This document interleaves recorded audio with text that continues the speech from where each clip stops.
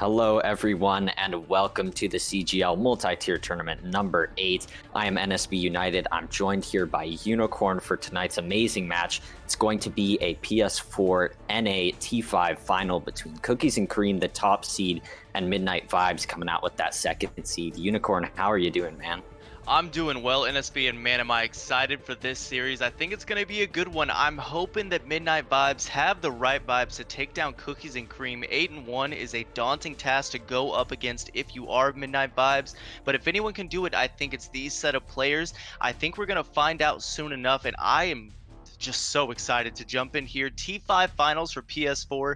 Unfortunate that we see the CGL season wrapping up, but so fortunate that we get to see these games at the very end. Yeah, I mean, we're strapping in for the final roller coaster ride here at the top of the PS4 brackets. If you guys aren't familiar with the format, we are in a single eliminations playoffs. So this is the grand final between two teams who have been flawless in playoffs so far. I believe Cookies and Cream did get a bye into the finals, as getting that number 1 seed would have you do.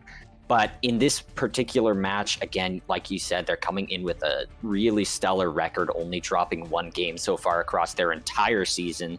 And they're going to be starting us off on Busan. They are the higher seed, so they also do get the first map pick. And that means a lot, especially when you look at a 24-6 map differential. It shows that most of the time when these guys do have the opportunity to select where they want to go, it's not for no reason in SB. They can usually pull it off and make it work, as you can clearly see from that map differential.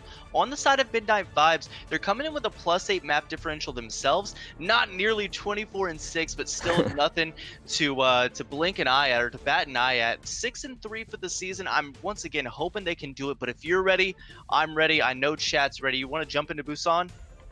I mean, we can just go straight into this one. A few notes for Midnight Vibes on their side. I have actually seen one of their series so far.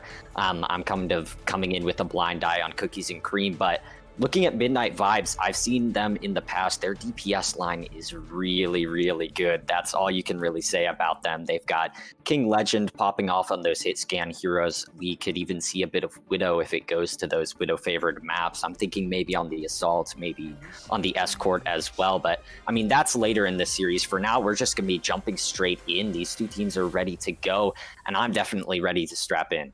And you talk about DPS carries and things like that, and these MVP players, we can't hold out on Love Somber from Midnight Vibes. They've listed that player as one of their best, so I'm hoping we can really see some of those pop-off plays where the fight may be looking clearly in Cookies and Cream hands. However, Love Somber comes off, maybe with a Sombra of their own, maybe with a crazy DPS pick. We're going to see that player start on the McCree. Hopefully it's enough to carry them, even with this series difference, to this finals game here in T5.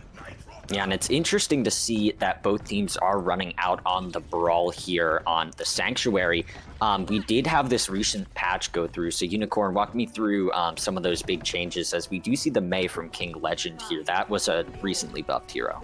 Well, we're jumping right in. I won't take too much time on it, but if you're not familiar, Reaper's sniping people now. Genji's looking a lot better. Pharah is never hitting the ground, and Sigma might be back in the meta.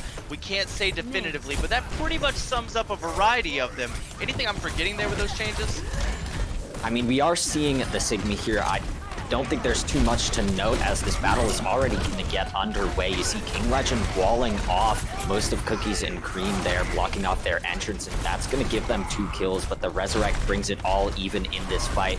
Small Pack with Fries already 83 onto that Shatter, so they may have an early ultimate to put in the mix, but they do also get this early cap, as these two teams are still fighting for their posture. A great anti-grenade, and now Midnight Vibes are going to roll forward. The Shatter is blocked by that Sigma shield. You see the deploy time buff already coming into big use, but the first capture goes in red, and the kill feed lights up as well in that color. And I like the way they play that slowly there. You see them divert back to the back of that drum in SB. That really buys time while they not only cap the point, but waste a bit of Cookies and Cream time, as they have to really kind of exploit themselves and walk out of that coastal tent gazebo area that you see here right at this side of the drum.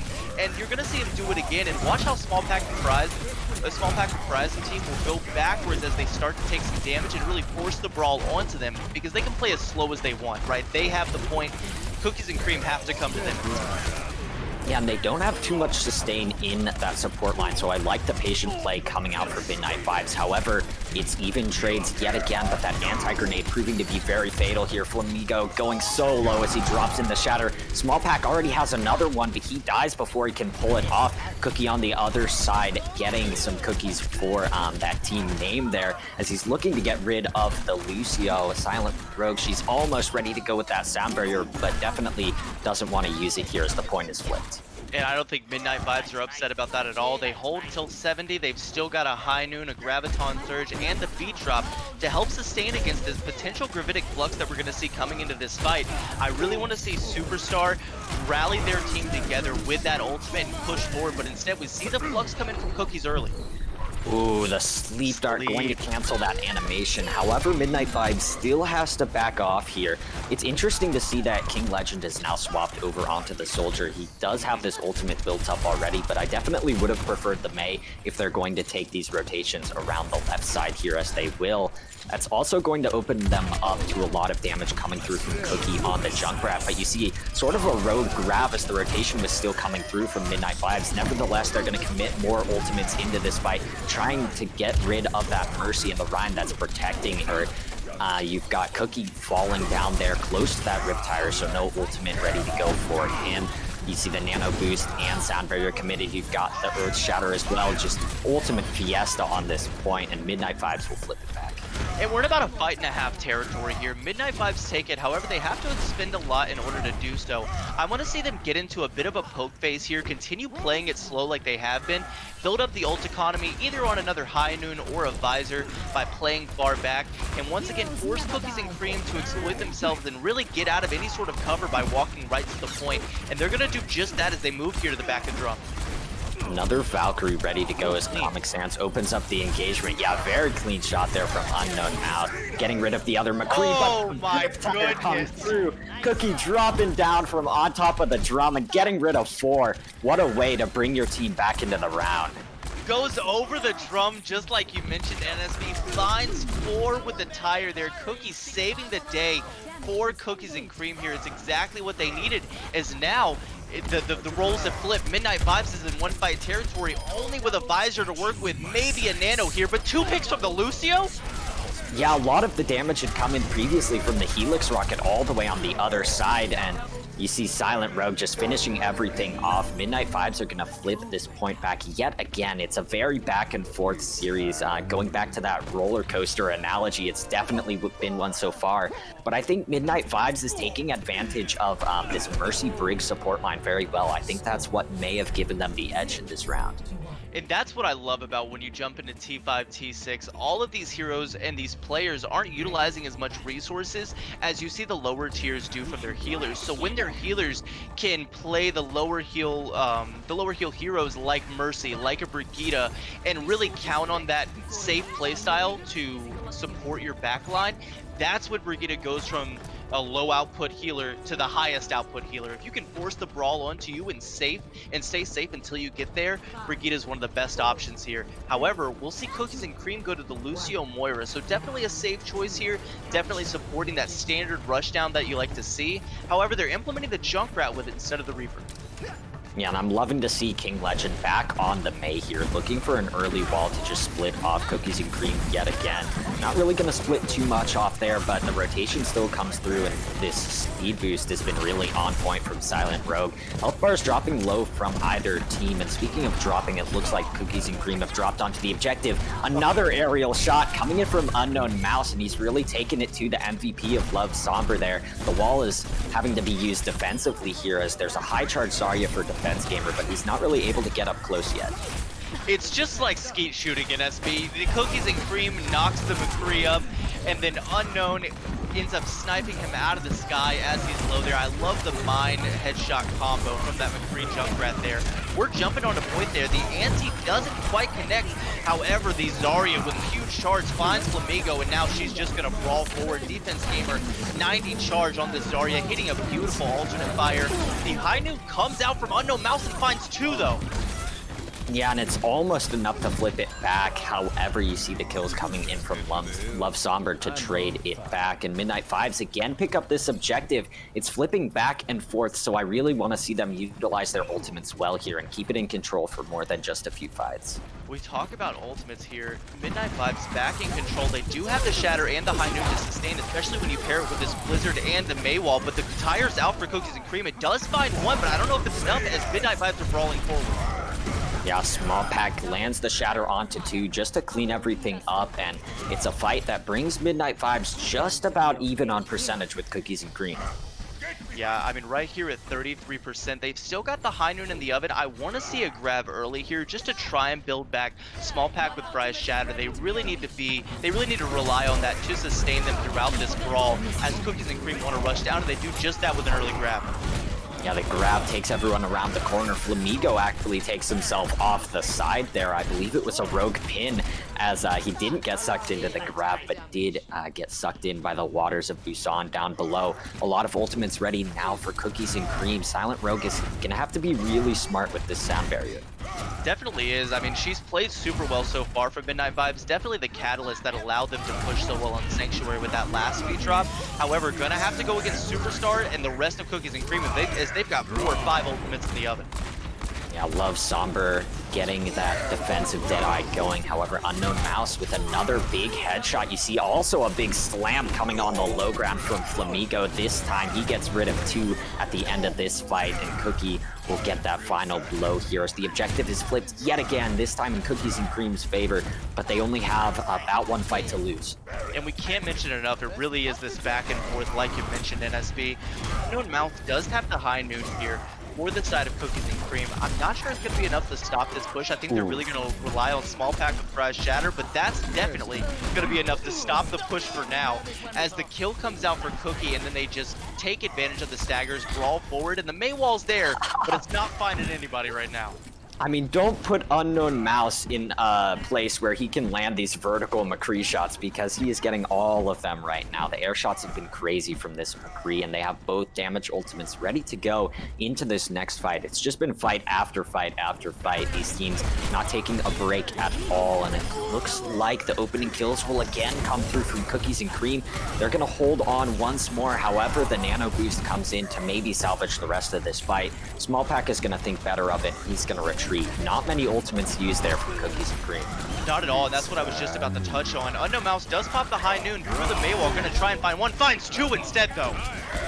And now the percentage is building up definitely in their favor. The Shatter comes through, but Superstar is there with the sound barrier. You also see Cookie dropping in the Riptire. That's going to close it out, and this match has been non-stop insanity. Back and forth, we can't say it enough. Now it's going to be all tied up here on Busan. We're going to head downtown. It's definitely a very different map compared to the last 2, but what do you think one of these teams can do to even hold the objective for more than 3 team fights? I think someone's got to deal with Cookie at this point. Not only is he absolutely killing it on this Junkrat, he's playing smart and patiently there. I saw him mine up to the catwalk, and it looked like he wanted to use the tire in the previous fight. However, you harped on that patience, and that same patience is what cleaned up at that very last fight when it looked like it was going in Midnight Five's favor after that fat Shatter. He turns the fight around and allows them to cap there, but is it going to be enough to deal with King Legend on this Widowmaker here? They don't have a good answer for it unless they dedicate an entire Sigma shield, but we'll have to see what they choose. And it looks like you're going to have Super Saiyan put up that Sigma shield, but it can't be deployed back quick enough to save Comic Sans there as they are caught out on the rotation. Already this Widowmaker player making their prowess known as Small Pack now on the Winston, already getting a lot of ult charge, and you definitely don't want to be in the spot if you're Cookies and Cream. I believe that's a full team anti-grenade coming out from Wazaman, and the kills roll through. King Legend with 3 in that fight, starting off strong for Midnight Fives. Look at the comp choice that Midnight Fives go with. They dedicate the Widowmaker, so instead of staying with the Rhine Diva, the Rhine Zarya, they instead go to the double bubble.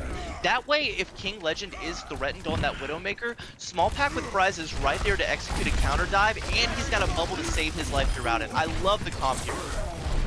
Oh, the immediate swaps coming through. Cookie utilizes the McCree stun of his DPS partner to full advantage, and somehow Silent Rogue is down on the low ground getting caught out there. You see Love Somber trying to add in the pulse bomb into the mix. Unknown Mouse just sort of walks into it there. It was a trap on the floor for him. Now there's only 2 supports left here to contest the objective for Cookies and Cream, but they still haven't flipped it. They've got a lot of work to do. Flamigo is going to be the person who gets that work done, though, as the kills seem to be rolling in. Love Somber continues to stall, and there's another nice anti-grenade to force back the aggression for 1 second, but it is flipped in the end. Yeah, Love Somber forced to use that recall, and that's the only saving grace that Cookies and Cream get there to finally cap that point after what you mentioned, a very long hold for the side of Midnight Vibes. They've got the Primal Rage just to sustain as their DPS can get some picks here. However, Love Somber on this Hanzo now. I like that pick into the double shield just to get some damage. Yeah, a very high spam DPS line coming through, but one of those DPS is failed, as well as Wazaman, who had just used the nano boost by Unknown Mouse, popping off yet again on this McCree. I don't think there has been a Deadeye where he hasn't gotten at least a kill. I mean, not only that, but just absolutely decimated in the duel right there against King Legend. All body shots, but connected all 4 in a row there just to execute the kill. King Legend didn't stand a chance, and we're seeing Love Somber now trying to get some poke damage. I like the pick here from him. He's going to have to play a little slow, but I wouldn't even be upset at Defense Gamer if we save the Graviton Surge for it, if he can start building up some quick ult charge. And you also have Small Pack moving on to this Reinhardt to try and contest this objective in more of a brawl style. He pins into the mix there as the grab comes out from Defense Gamer. The man himself will clean up Superstar here, and the sound barrier advantage is definitely going to go the way of Midnight Vibes. Cookie just finding himself too far in front of that shield as now the McCree duel intensifies yet again. King Legend so very low, but he continues to pour down the hurt. This time he wins the duel, and this time his team is going to flip the objective at just the right moment. King Legend with the good damage there shows that he's not Unknown Mouse is not the only McCree on this map that can find the heads with that controller. They're absolutely popping off so far. He's got the High Noon, right? We've got the Shatter. So I think we need to work on maybe a flashbang combo with the Shatter just to get some quick damage in and get that Shatter with that shield gone. But instead they're going to open up with the early flux from the side of Super Saiyan. Yeah, and it was the flux into the Deadeye there from Unknown Mouse. However, it only catches out 1. The Shatter as well, only going to find 1 here as Flamigo pins into the backline, gets rid of Silent Rogue after that sound barrier had expired. Small Pack just sort of swinging on thin air there as he couldn't find a target, and Cookies and Cream storm back onto this objective, forcing it to final fight territory. Back and forth now. They're gonna have to push in for one final fight. They're gonna have to do it against Cookie's Blossom, and all they've got is the dragons. Maybe okay, they can build up the grab dragons, but they've got to do it quickly. They've got to keep defense alive throughout this fight, and they've got to find at least 2 in the dragons. Yeah, Small Pack is going to be forced onto the Hammond here off of the Reinhardt just to try and contest this objective long enough for the grab to be built. However, Defense Gamer able to find the beam there. You're going to see the grab and the dragon committed. It has to be huge. And it gets goodness. Absolutely clutch from the man himself, Love Somber. There's only a McCree left, and King Legend is going to dispatch him. Now it's final fight territory for Midnight Vibes, but they don't have much in terms of ultimates. They've done enough to hold it, though. They've got their defensive position. They know exactly what they have to do. Super Saiyan cannot stay alive on this Wrecking Ball, and somebody has got to block this Shatter from Flamigo. That's all it's going to take to save this, as long as they can kill those 2 players. King Legend up on the top, looking for targets with this Deadeye. The sound barrier is there to sustain, though, here for Cookies and Cream, and the Shatter comes in. It doesn't find anything here. They get rid of Unknown Mouse, so the threat is neutralized for now. They also get rid of Superstar as the res comes through onto Unknown Mouse. He has the Deadeye ready to go, though, and he's looking for more kills, but King Legend is going to be the only one coming up big. He gets 4 in this fight. There's just Comic Sans left nearly to that Valkyrie, but it's not going to survive for long enough. What a map, and Midnight Vibes are barely going to scrape it through. Make it 24-7. Midnight Vibes take Busan, and Cookies and Cream are not able to hold on to that very impressive map differential. Down 0-1 here in the series, and I'll tell you what, NSV, they probably didn't expect it. Yeah, it's a place where Cookies and Cream haven't been very much. It's a losing position, but we are only 1 map into a first to 4, and with a map like that, where it's down to the wire so much on every single round, I definitely can't put all my eggs in a single basket here, because I'm definitely ready to intensify this even more on the next section, which is going to be hybrid. It is going to be hybrid, and I'm curious to see what the losing side picks here. And when we talk about these fights that are back and forth, and the potential of how long this series can go, I mean, just think about those last couple of fights that we saw in Busan, or really all the fights we saw in Busan. You know, the last one, so reliant on Defense Gamer getting that Graviton Surge. If it wasn't for that, those Dragons maybe find one, maybe split a tank off and allow the other team to brawl forward, allow Midnight Vibes to try and get in on him. However, the Grav comes out, finds 4, maybe 5 with those Dragons, and then that's what paves the way after ults were used by Cookies and Cream to open it up and allow them to win downtown after such a back and forth Busan. Once again, just kind of paints the picture that we're looking at here in this live game, by the way, for PS4, that could go. I mean, we could be here all night, NSB, you never know. Yeah, it's great to have these games live, like you mentioned. A lot of replay code casts throughout the season, but we finally get to be in the lobby, be with these players right in the thick of things, and watch as their decision making comes out in real time. But speaking of decision making, it looks like Cookies and Cream have decided to go to King's Row, and I mean, is anyone really surprised? Surprise, surprise, we're going to King's Row. Everyone expected. I don't know if anyone can top what we saw Zen do on King's Row there, right there with that Reinhardt on the statue. But we'll have to see if they can impress us all the same here. Once again, Midnight Vibes up 1-0 against Cookies and Cream, your second seed, pulling ahead here in finals nice and early. And a really interesting thing that I would want to touch more on is the DPS picks as we move into our next section of the series. We have Cookie preferring the Junkrat most of the time, and we also have King Legend willing to play the Widow. Will we see a Widow on point C? Will we see a Junkrat defensive hold on point A in the choke points? I mean, this map really lends itself to a lot of different compositions. I'm expecting the Brawl. These two teams are well versed in it. The patches definitely supported a lot of these Brawl heroes coming through. One thing I would want to see is more Mei. Maybe drop the McCree for like a Mei Junkrat, or on the other side, drop the Hanzo for a Mei. You still do have that Grav Dragons though. So, I mean, really, these CPS can play anything.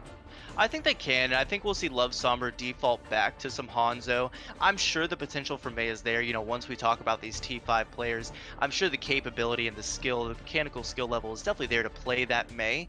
However, proficiency does define comfort when we talk about the abilities on the sticks here, especially in T5. You want to play what you're comfortable with so you can be in the right mindset to continue this winning streak that they have so far against Cookies and Cream. However, the discussion can't be too long. Both teams are ready. We head into King's Row here.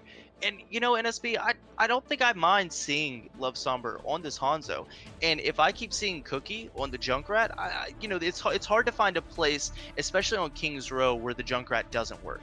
You know, point 3 really opens up.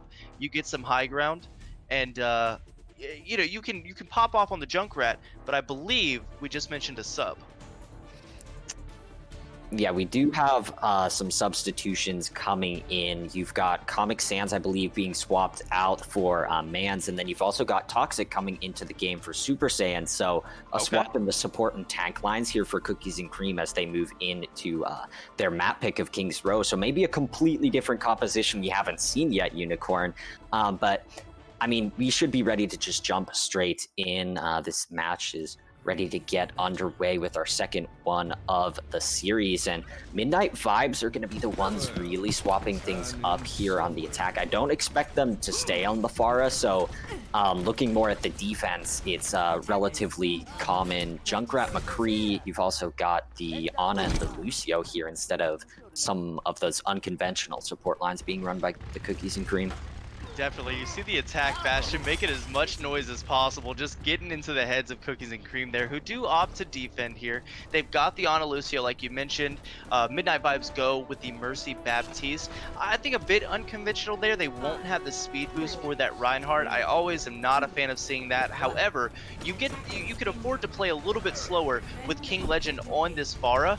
You wait for the chip damage, then that allows your Ryan to go in, hopefully with a pick from that damage boosted Pharah. However, we'll have to see how they play it. I want to see them actually play right side here, but immediately, Unknown Mouse on this McCree we've talked so much about finds Midnight Legend, or excuse me, finds King Legend and gets them out of the sky.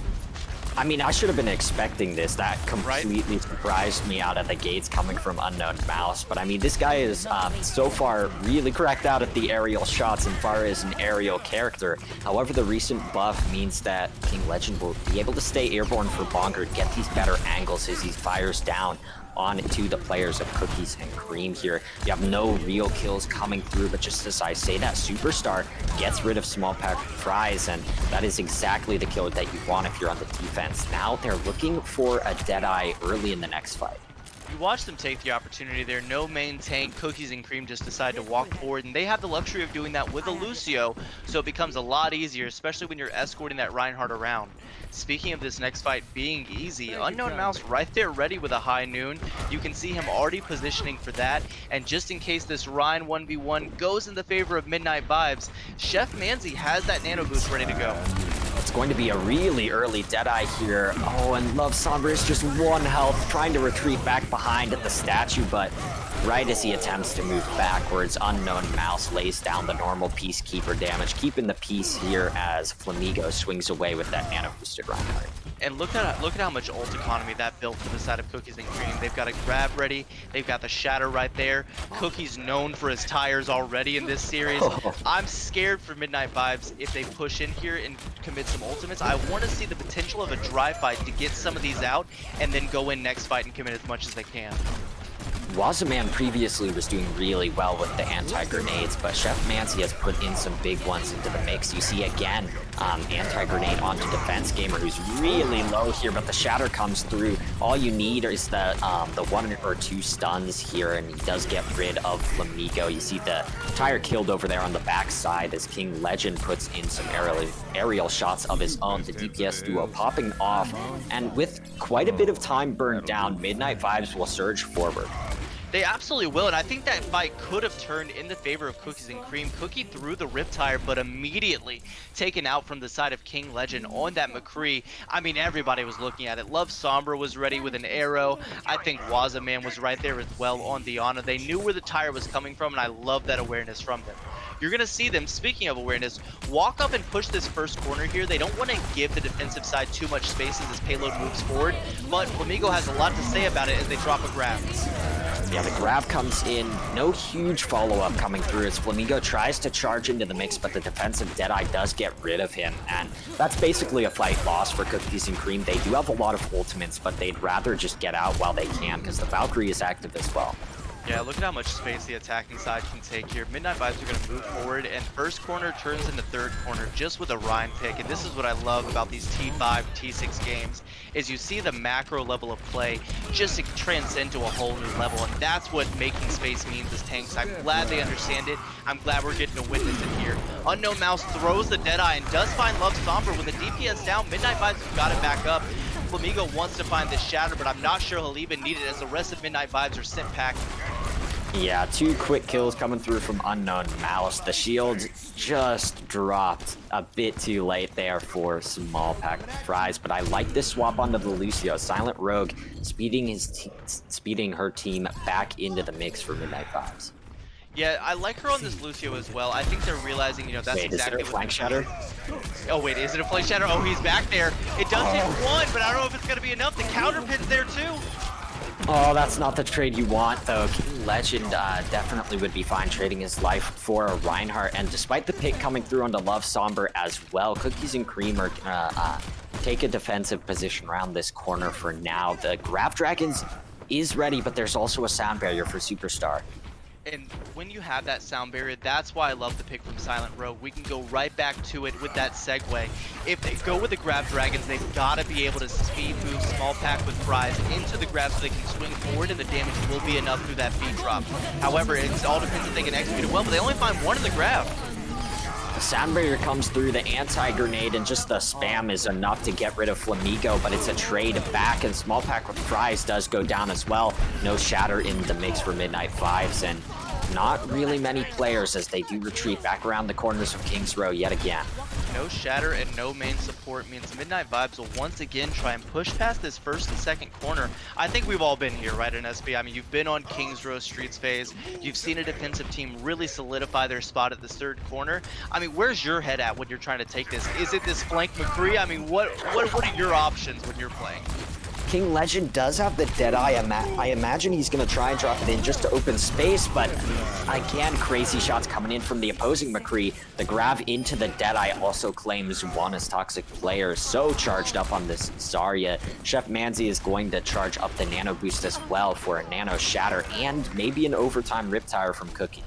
And that's what makes, even on King's Row, where you can always respect the brawl, that's what makes it so difficult in these close quarters. I mean, think of all the damage coming out from Cookies and Cream right now. You've got a Junkrat, you've got this high charge Zarya, Unknown Mouse can't seem to miss a shot. Combine that with the swing of Flamingo on this Reinhardt with those with that hammer, it's way too much damage to push into in a standard method. You've got to find some flanks, really have to change your course here, or maybe you just pick a diva. Yeah, I think the Diva is a great pick because Defense Gamer is definitely very comfortable on that hero. You see the Shatter coming through, it picks up so many people, stuns them on the ground, right for Cookie to come in with the Riptire. He claims to, there's no one left anywhere near the objective to touch.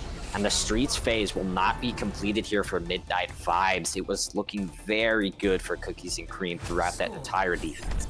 It definitely was. No one there to touch the payload because the rest of Midnight Vibes were in their spawn for pretty much the entire attacking round there for Streets phase. Someone in SV has woken Cookies and Cream up because this is not the same team we just saw in Busan.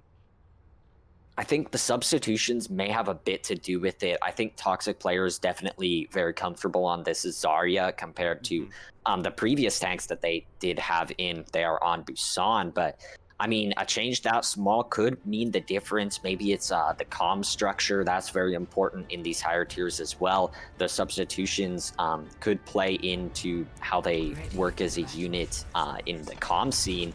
They're going to come out on the defense here for Midnight Vibes with relatively the same comp. They've got Silent Rogue back on the Lucio. I like that. They've also got the Grab Dragons in the mix as an old combo. They've got the Grab Dragons ready. They've also got the hit scan just in case Cookies and Cream want to come out with a FAR of their own. However, as always in SV, I say something and then they immediately switch it back to the Mei. However, we did have this conversation. So now Love Somber on the McCree. We did talk about Midnight Vibes switching to a Mei potentially. So maybe that is the answer they need for what they've got to hope to be a better defensive hold than Cookies and Cream had. But we didn't talk about it on purpose because we assumed it was a switch, but here it is, the Sim Bastion for the attacking side. I mean, I was just sort of keeping my eye on the cam here, thinking about, like, are they actually going to stay on the Sim Bastion? And it looks like they will. Cookie's going to try and set up that teleporter up onto the high ground of the statue. They deployed the Sigma barrier pretty perfectly. Toxic player just standing on that statue for a single moment. He's able to get the shield into the mix there to protect the Bastion as now the bubble comes through. That's only going to protect Small Pack with Fries for a moment as he scurries away from this objective. One tick already gained. You can see Unknown Mouse just staring down the barrel, ready to lay in so much damage. He actually teleports away momentarily to avoid the flank coming through from King Legend of Somber. They might get rid of the teleporter here. They actually do destroy it, so now this Bastion might be caught out of it, but the rest of the team is just laying down the pressure. I don't think that they can even get back into this fight. Yeah, I'm not sure they can either. The Maywall comes out trying to isolate somebody. However, that sim damage combined with the Bastion, they had a brief window, and I think they recognized it. When Unknown Mouse went to teleport back because of the pressure that King Legend was putting on him, the rest of Midnight Vibes decided this is the time to push forward. However, they must have forgotten they were going against Cookie on the Symmetra because just as much damage that the Bastion can provide was standing right there with the Reinhardt, and it just spelled disaster for the side of Midnight Vibes. The defense couldn't sustain, and they'll have to have a huge hold here of 5 minutes on Streets. We are about to see 12 check marks up in the top Unicorn. We are about to see an insane fight here as the shield is already low for Small Pack.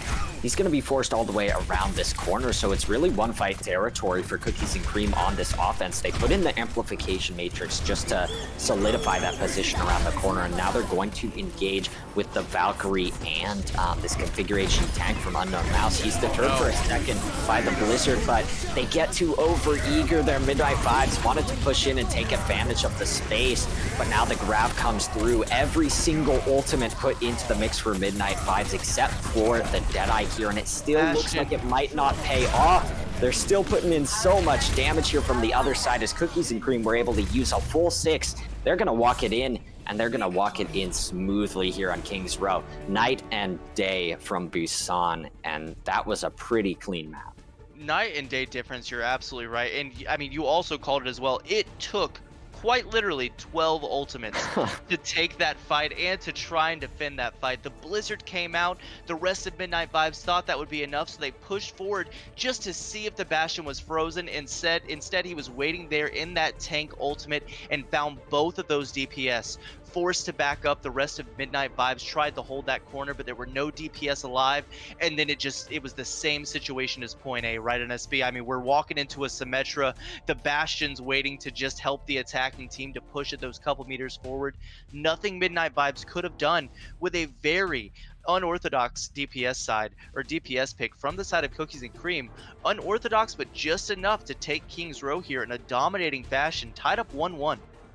I mean, that was definitely a bit more than just enough there. They walked it in with 4:10 on the clock at the end of point B, at the end of that corner. I mean, that was a really good offense from Cookies and Cream. They were able to play it out patiently, and it looks like moving forward in our series, we're going to be going to Volskaya, but before we do, we're going to have to speculate a bit about the substitutions and many of these team things, the mentalities. We're all going to be talking about that after the break, though. Make sure you guys don't go anywhere, because we're going to be back momentarily with some more T5 finals action. Welcome back, everyone. We are all tied up here in the PS4 NA Tier 5 finals at the Console Gaming League. Cookies and Cream bringing it level in amazing style with the Sim Bastion teleport strategies there on King's Row, but we're going to be moving forward in our series onto Volskaya, onto the Assault category. Another very large swap in terms of the map pool here. And Unicorn, do you think there's any different implications in terms of compositions for this next map we're seeing? Oh, a ton. I mean, we move into 2CP and SB, and I mean, now I want to see some Rhinoarissa. I think Rhinoarissa's in a really good spot right now. With the new experimental buffs, maybe that changes as Sigma can kind of pave the way forward again and kind of take the top of that tier list. However, Rhinoarissa's still in a very good spot, especially when it comes to 2CP.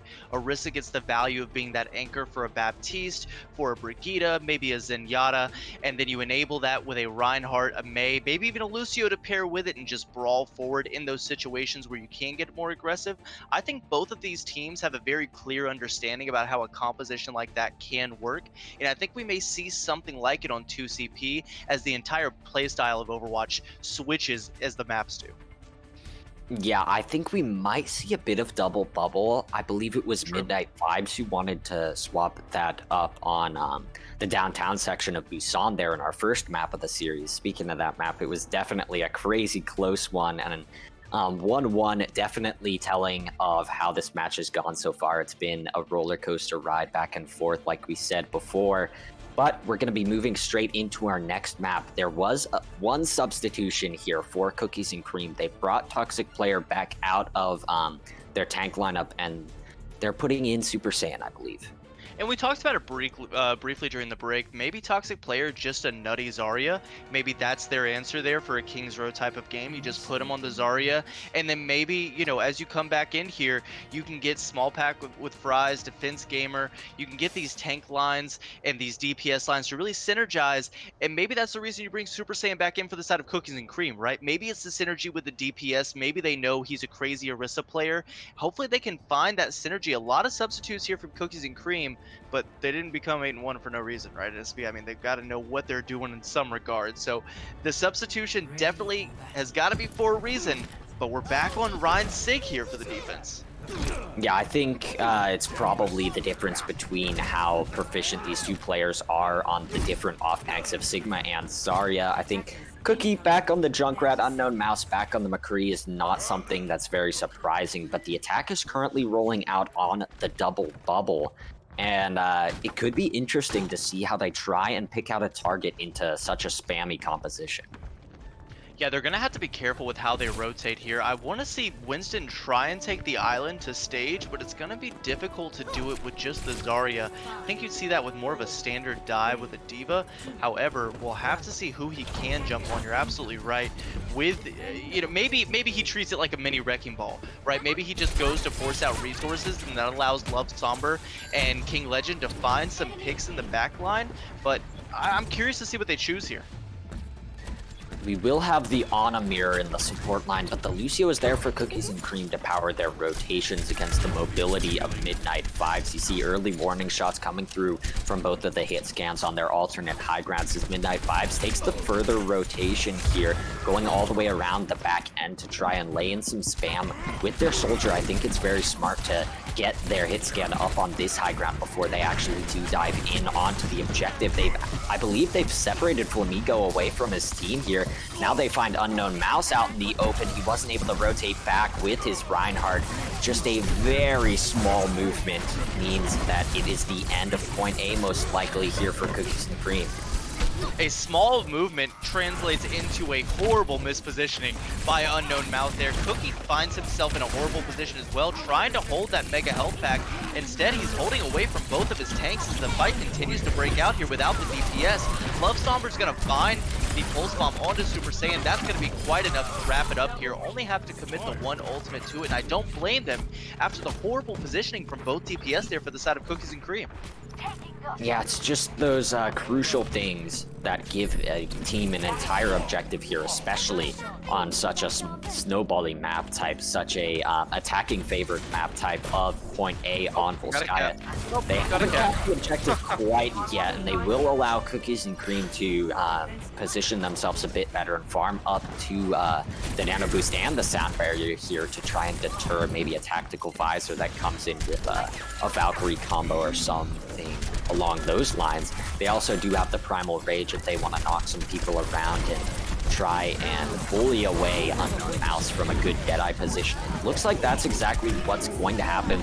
Small Pack trying to juggle Unknown Mouse, but currently he is safe. Now he finds himself trapped in a small room. The Sound Barrier is not enough to keep the DPS line of Cookies and Cream alive. It seems like this is what Midnight Fives has made their game plan. It's take out these two DPS. No Riptire in the mix as Cookie is going to respawn and attempt to touch, but the objective capture is coming through really fast, Unicorn. Yeah, the attempts to touch might be futile here as the Doom Fist from Unknown Mouse calls. Cookie does have a Riptire. He's been known to make him huge here. He's on the defensive side and he's looking for the Ana. He's going to ride all the way up into the back to get rid of the mercy of Silent Rogue. A nice decision there to avoid the Ana, instead get rid of that Resurrect utility here as Love Somber is the only one really left on this objective. And Cookies and Cream make it out alive with only 60% off of that point B that they're trying to hold. That's what's so funny about some of these DPS ultimates, especially when you talk about a Riptire. The pressure it creates just from being there, not detonating immediately, not having to find 5 people, just hearing a Riptire makes everyone on the opposing side play so much differently. That forced Wazaman away from the line of sight to heal. For Silent Rogue, she had to GA off to some unknown location, ends up falling for it, and that's what turns that fight. Speaking of this fight though, Silent Rogue forces the res out onto King Legend after that huge pick by Cookie. However, Wazaman and friends find the pick onto Flamigo, and they might want to push in here. Yeah, Flamigo swapping over to that Wrecking Ball to stall, and he's going to keep that 50 ult charge as he tries to respawn. But again, the DPS are picked out by a dive Zarya this time. I don't know how or why Defense Gamer got back there, but he definitely made it work as Unknown Mouse continues to fire down these shots from the high ground, trading things back. He makes it out with a single point of health to his name as now Flamigo takes his turn to engage onto the objective, trying to stall things out. Each one of these trades back from Unknown Mouse means the world for the defense here. It might be another chance for them to touch back onto the objective. You see the Riptire soloing out Silent Rogue on the Mercy again, as Cookie is going to fall himself for that one, but the damage has been done. The trades were enough to bring the defensive side on point B back into the fight. Flamigo now has a minefield for our next one. Another chance for the defense means another tire for Cookie, and it finds Mercy again. Silent Rogue falls to it, and immediately you see Small Pack with Fries and the rest of the team back out there, pinned backwards, and know that this isn't their fight. They may only need a tick, but they're not finding it this fight. Now, just like you called it, the Wrecking Ball has the minefield here, building up to that nano boost as well. However, the Shatter from Small Pack with Fries comes out early. Yeah, the Shatter, not much follow-up coming through. Small Pack is also anti-grenaded, has no shield, and he's taken out. You see Unknown Mouse rotating around the top here. He's going to get stunned right after taking care of Defense Gamer. They were demexed, so no defense. Matrix ready to go for them, but now we see the flank Deadeye coming through, and finally kills are going forward here for Midnight Vibes. However, they did lose a few early in the fight. Now as the Sound Barrier stalls things out for Superstar and Flamigo, they might be able to re-engage. They just have one player left to contest. That is Unknown Mouse, but he will die just before Super Saiyan can get back on the point with the Diva. 1 minute 26 is going to be the time to beat for Cookies and Cream, but Midnight Vibes are making themselves known yet again in this series. Most definitely are, however, not without that adversity. Like you mentioned, 1 minute 26 on the clock. However, Cookies and Cream definitely held for a lot longer than you would have thought they could. Now, whether you can credit that to 2CP or credit that to Cookie and those tires, they had a lot of opportunities there to fall. Midnight Vibes had a lot of opportunities there to make Cookies and Cream fall, and they could have ended with a 3:30 time bank, 3:45 time bank. However, Cookies and Cream hang on just barely here, make it with 1 minute 26 on the clock, and that's got to look a lot better than what they were looking at right at the beginning. And Midnight Vibes, again, are going to roll out on this double bubble here. They've got the Winston Zarya into the mix yet again. And I think they have sort of set their goal now. They know that Cookies and Cream might not be the best at rotating with this brawl, with the double shield that they're putting in from the Rhine and the Sigma. It seems like they can split off these DPS by just a few inches and pounce upon them. It's going to be a different story on the defense here, as those rotations are more important for the attack now. So I think it could be even better for the defending side of Midnight Vibes. They're also back on the Soldier.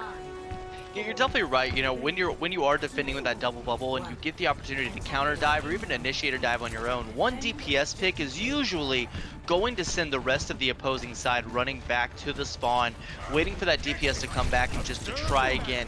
If you can do that consistently for the next 3 minutes and 45 seconds, mix in some check marks of ultimates with it, then they should be able to find some success. However, Cookies and Cream want to immediately do the same thing that Midnight Vibes did, take this right side high ground. Yeah, it's quick adjustments from Midnight Vibes to find their win condition of getting rid of the DPS, but also quick adjustments here from Cookies and Cream to try and rotate a bit more cleanly there, as you see the peel coming through for the supports of Chef Manzi and Superstar. Unknown Mouse just deterring away Defense Gamer on the Zarya, deterring away Small Pack with Fries on the Winston as well. He's forced to jump back out. Now we see them staging up on the opposite high ground here. They do drop down onto the objective now to try and get this progress beginning. They've seen Love Somber out in the backside. He tries to blink away, but the Peacekeeper coupled with a shot from the Biotic Rifle of Chef Manzi is enough to take care of them. But speaking of biotics, we have a grenade coming through from Wazaman that opens up things for the defense here. But again, when you look at 2CP and you look at the trades coming through, it definitely favors Cookies and Cream to take this fight. Yeah, it does. Most likely always does on the attack there for 2CP. Unknown Mouse frags out and finds two there. Doesn't do much for the side of Staggers, as they'll have an instant respawn, but man, does it look good on that highlight reel.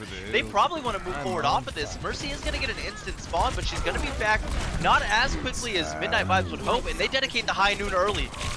Oh, this is looking great in terms of snowballing. They get rid of Love Somber again. Oh, that's so unfortunate there for Midnight Vibes, but now they have the Tactical Visor to attempt to even stabilize in this fight. Looks like Cookies and Cream still want to push forward. They have the Nano Boost into the mix. Flamigo doesn't land too much with the Shatter, so those two ultimates go the wayside here for the attacking team.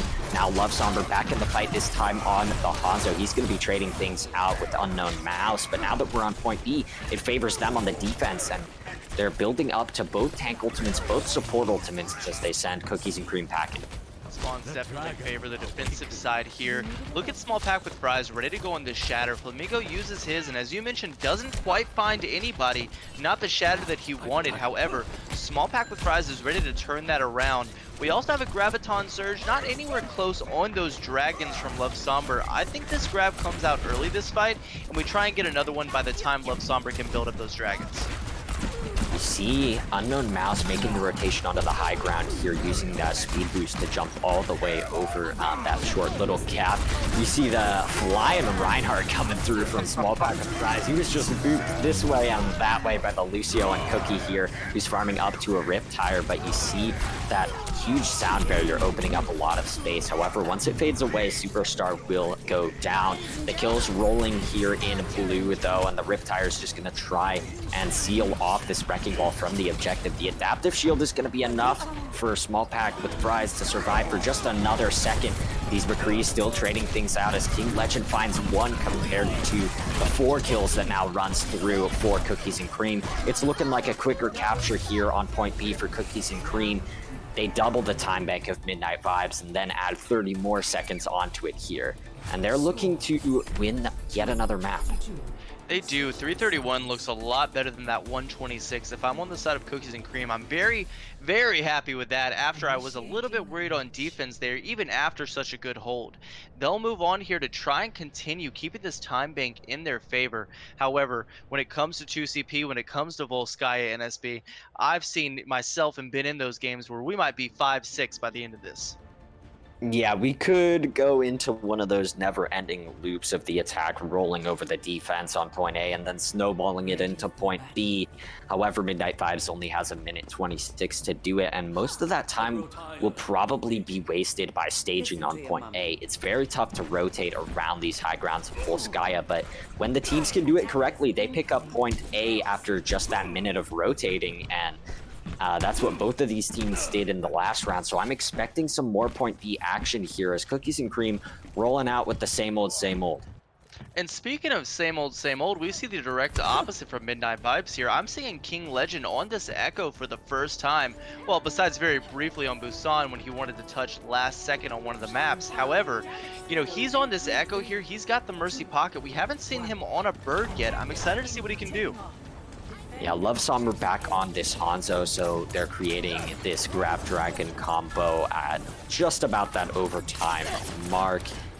And it looks like King Legend getting that damage boost. He's going to rotate around to the high ground, around the back side here, attempting to maybe assassinate a support, as looks like my feed is freezing up just momentarily here, but Midnight Vibes still making the rotation. Love Somber finds a pick, I believe, onto Unknown Mouse this time, so again, they get rid of the DPS, and I'm continuing to freeze up a bit, but Unicorn, it seems like Midnight Vibes do have the advantage with that one pick.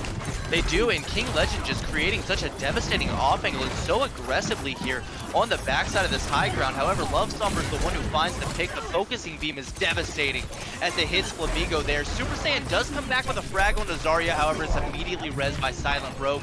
She clutches it out with the res onto Defense Gamer.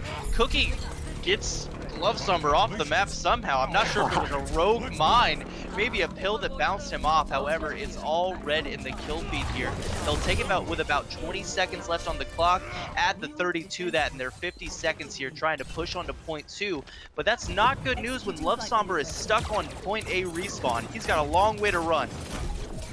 Yeah, definitely a while before they can get back into that fight and build up towards the Grab Dragons, which is only about halfway there, but on the defense, I'm looking in the top left and I see Cookie ready to go with another Riptire. It's going to be tough to kill off Small Pack with Fries though, because the Nano Boost is now onto him. This time, Wazaman is the one who goes down to the Riptire. It seems like each of these times, Cookie just wants to claim a single kill and thinks that it is enough, but we see a Boostio coming into the mix. Superstar getting in front of Flamingo there on the Reinhardt for just long enough to take the Nano Boost, but It's starting off not so great for them as they do lose Cookie, but the Deadeye trades one back, and that's exactly the trade you want, as Small Pack with Fries is now gone. Overtime is active, but probably not for long as the kills continue to roll through here for Cookies and Cream.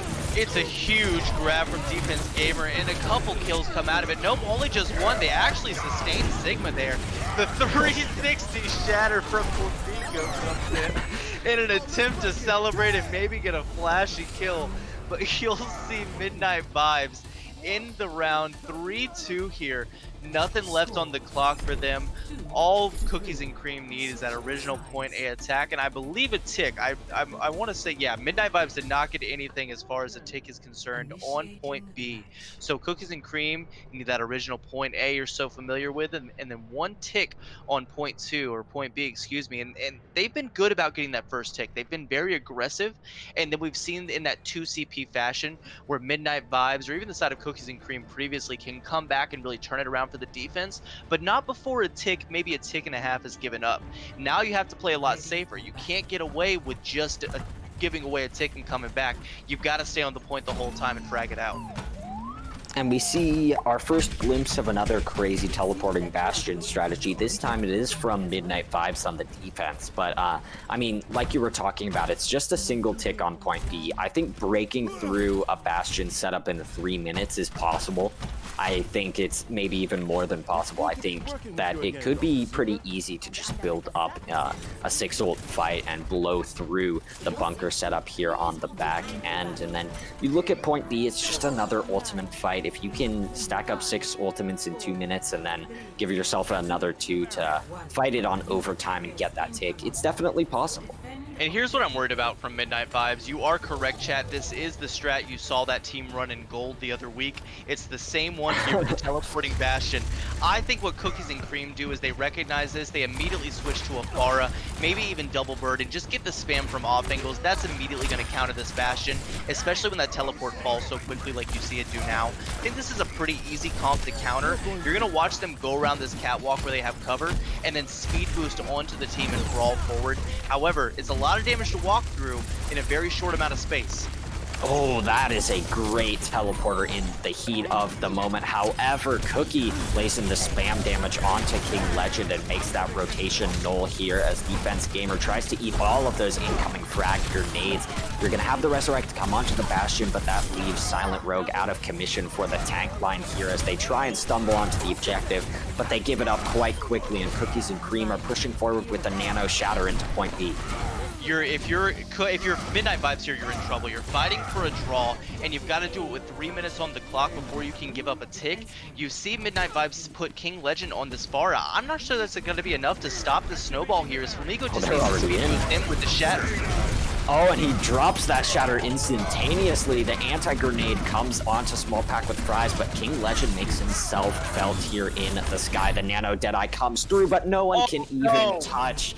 It was too much zoning coming out from those ultimates of Cookies and Cream. The Immortality Field had vanished away, so the tanks had no health left to touch, and they just give it up.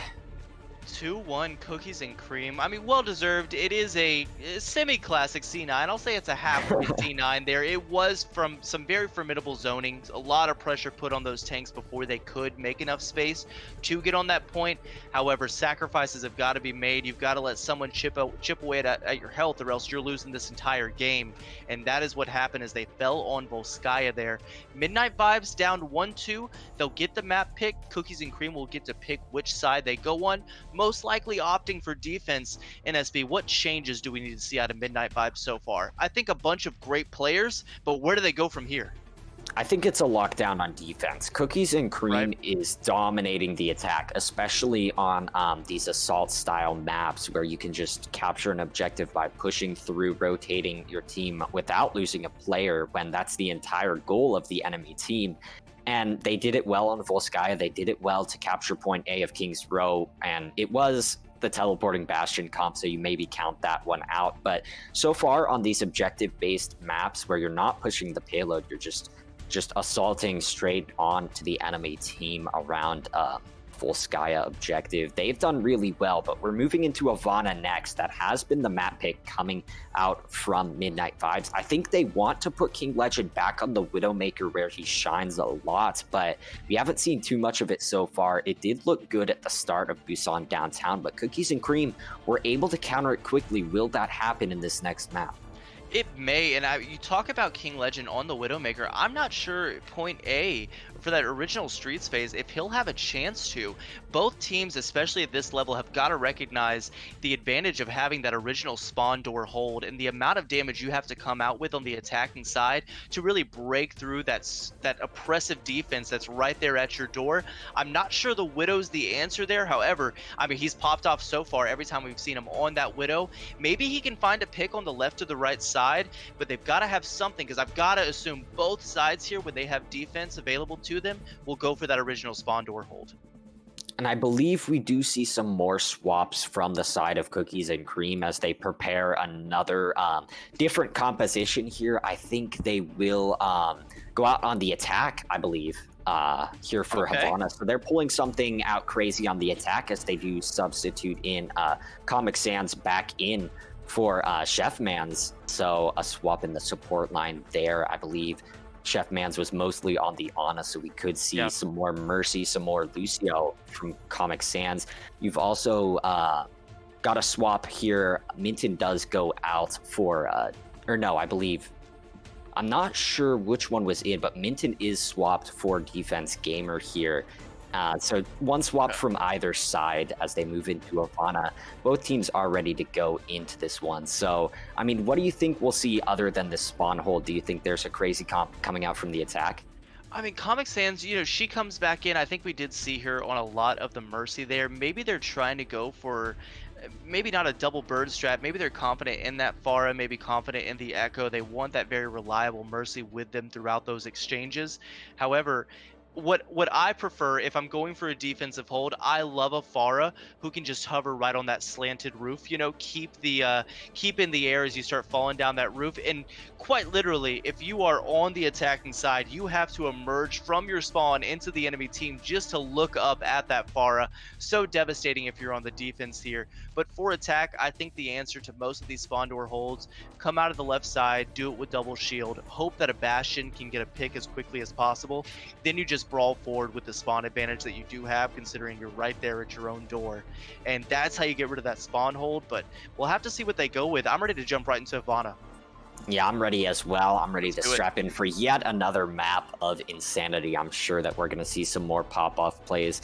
And I think that point C opens itself up to a lot of snipers, but if you move through the progression of this map, it's definitely very open on point A. You go from a spawn hold to a very long sight line, a very long corner that's spammed down, and then you enter the brewery there on point B. It's back up, all close quarters. You've got a lot of high ground that you have to contest. Moving out into point C, again, it's a wide open corner, and then a push into a basically unlosable defensive setup there for the defense at the end of the map. This is going to be very hard for the attacking side of Midnight Vibes. And I just smile whenever you mention that about Havana. I love the map personally because you can see so many different play styles, as it looks like we'll get a, I'm not sure if it's a technical issue or teams need a couple more seconds, but when you talk about Havana, I mean, you talk about these brawl-centric, you know, zones like the distillery, like the brewery, like you mentioned, with point B. Streets phase point A, you can get away with a Pharah with those natural structures. You can see some Widow duels.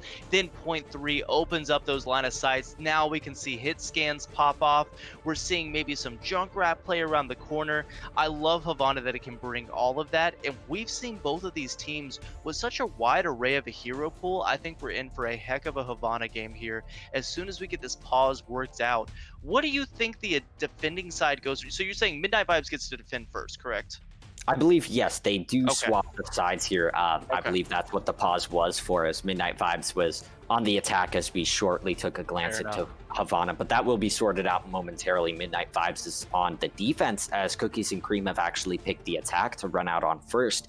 So I think there's definitely something that they have in their pocket, because typically a team would pick defense just to be all safe about it. Set Sure. yourself a win condition on one of these objectives, try and get a full hold at the start of point A, and then just attack next. But when you pick attack, there's either a confidence factor that you just want to set the tone again in yet another map, keep it rolling into a potential match points, or you could have something crazy up your sleeve.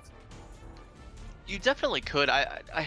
I'm wondering if it's honestly, if we're just trying to overcomplicate it. You think it's just a low-key flex here from Cookies and Cream? Do you think It they've could be come the this confidence far move. and they've said, "Hey, we dropped a map, but let me show you just how impressive we are. Let me show you why we're 8-1, and coming into this we're 24-6 or 26-4, whichever it was. You know, let them explain via demonstration why they are the #1 seed. Maybe that's what it is. Maybe they're gonna show us here that they can just straight push this and snowball and attack from the side of Havana, and then come back and full hold on defense." And it looks like we will jump straight into this one with the sides now swapped, with our scoreboards now flipped. And Cookies and Cream, the attacking side that they did select on, is currently hovering over the Winston and the Wrecking Ball. But looking at the defense, I see a close hold. I see a Pharah that you were noting earlier. And I see a lot of trouble here for Cookies and Cream, but this might be what they were expecting. They've studied a lot. They've had a lot of time to prepare for Midnight Vibes. Yeah, and look at Cookies and Cream all on the top floor right now. Everybody looking every which way, just trying to scout for this door hold. I think they see it on the left side. If not, they definitely hear it. You're gonna see Unknown Mouse go out on the right side immediately, and they need to find the Pharah fast.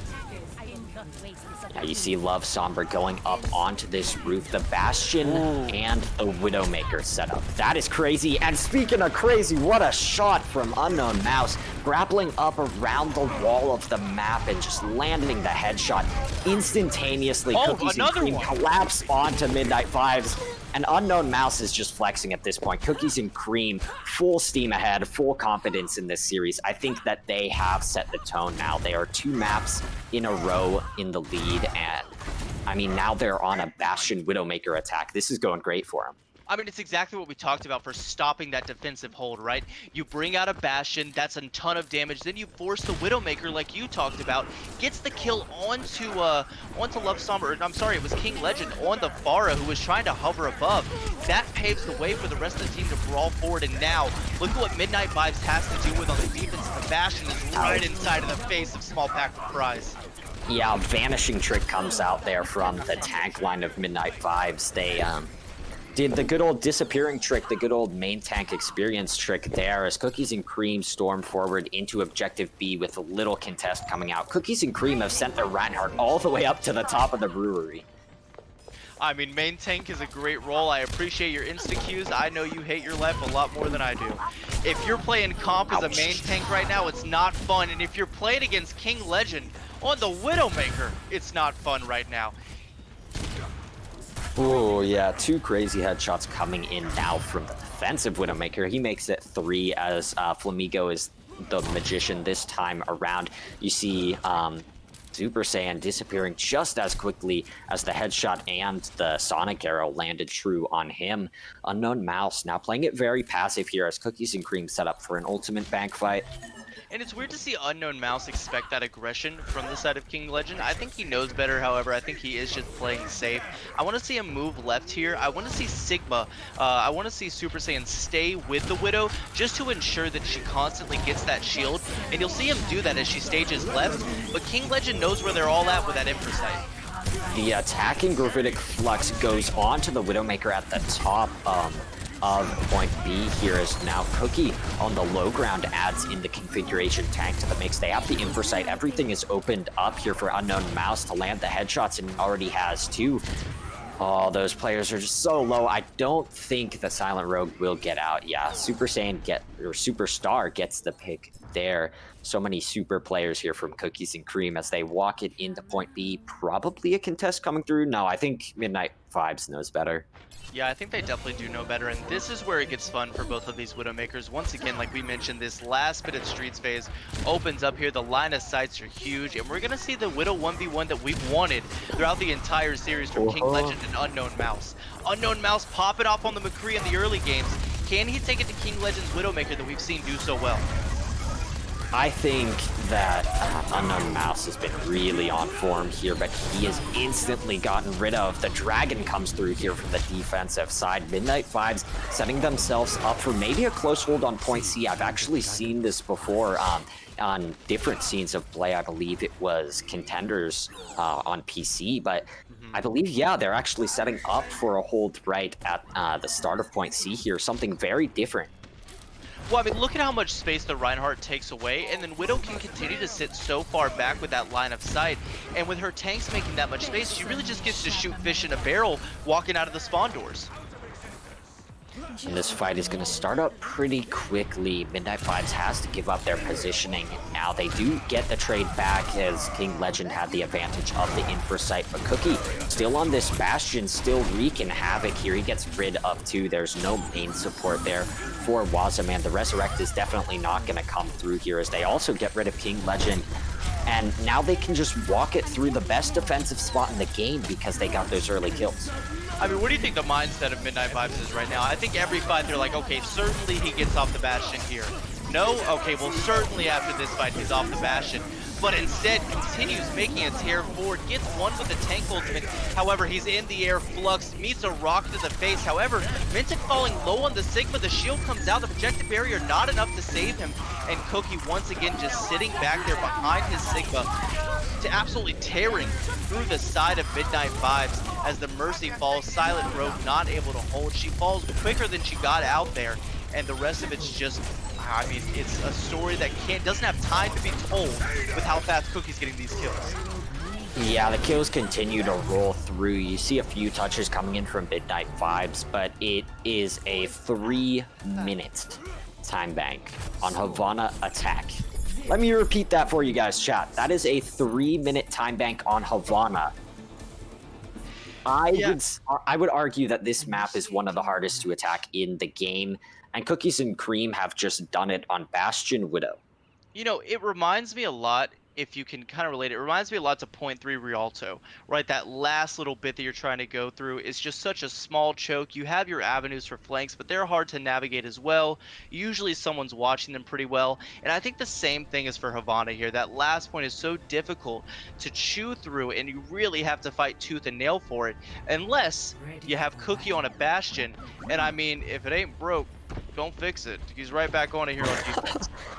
It's a different story on the defense. I will say that Midnight Vibes probably has more room to work with against the Bastion when they can just fire at him again and again. They have a lot of fights to waste here, but on the defense, it's definitely just get rid of the Bastion once. He probably has to swat, and he just sort of kept rolling forward onto the cart. They're actually maybe going for a close hold into this with the Bastion. They're going to leave Unknown Mouse with the Widow on the far back side. Yeah, I think we just saw a story being told between Cookies and Cream there. Cookie wanted to crouch up to the spawn door, but Flamigo just pins right up to it and waves at them as he knows their second story. But they put him on top of the gas station here. I mean, he's getting the holds, but I'll tell you what, Midnight Vibes are finding the picks anyway. They come out with the Pharah of their own, and Unknown Mouse is going to have... Oh my goodness, he does find the head of King Legend with a beautiful flick shot to match that jump jet momentum that King Legend was trying to get on top of him. I'm really loving the Widow play from Unknown Mouse right now. We saw King Legend mirror it before, and he's going to do it again. He definitely was able to counter out those kills a lot, but there hasn't been too much counter to this Bastion of Cookie here. Unknown Mouse is going to get another early kill, this time onto Somber. King Legend playing with fire there. The Bastion just staring at the head that's peeking up and down between the roads here. Unknown Mouse with another crazy shot. It is traded back. King Legend finds that kill onto Unknown Mouse before he falls here, and it's a great anti-grenade. The Shatter is going to come under the cart to try and take advantage of that Reinhardt, but it doesn't go through. And this is where the attack might falter for Midnight Vibes. They're going to be forced back from the Valkyrie. What a clean exchange from Cookies and Cream there. They get the anti, they back up intelligently, the shield stays up, knowing that the enemy Reinhardt from Small Pack with Fries was ready with that Shatter to go for those mind games behind the cart. Doesn't fall for it, sustains his team after an anti, could have ended his life, and he gets an ultimate for it. I love the play there from the main tank. Cookies and Cream are really in the zone right now. These guys are all having fun, and they're all using these planned comps to their fullest ability here. Cookie lands an early shot this time on the Small Pack, who did swap over to the Orisa here. The Infrasight is ready to go for Unknown Mouse, as he was on the Widow a bit longer than King Legend, and he's going to get the headshot around the corner. Nothing really new there that these Widows are landing crazy headshots. He's even finding them through the bushes as the Infrasight expires. So, I mean, this guy is on a whole nother level right now. They were ready for this final. I mean, if you're shooting at an Orisa, you might find the headshot through the wall, with all I'm concerned with how big that hitbox is. But instead, you see Bastion back on the payload here, holding defensively, looking like a pirate ship attack with how aggressive they are on this defense. They've got Midnight Vibes right now cornered inside of this room, but King Legend does open it up with a pick onto Unknown Mouse. Yeah, it's an unrelenting offense coming out from the defense of Cookies and Cream as they continue to surge forward, but the Dragon splits off those supports from their tanks and from the actual robot tank of Cookie as he falls. King Legend makes it to there as he gets rid of Superstar on the Lucio, and Super Saiyan playing a little dance around the cart with that Sigma shield, but he is met by an Orisa and the offensive Sigma here as Slept Up is Comic Sans. She's going to be going back to spawn. King Legend wins the Widow duel yet again.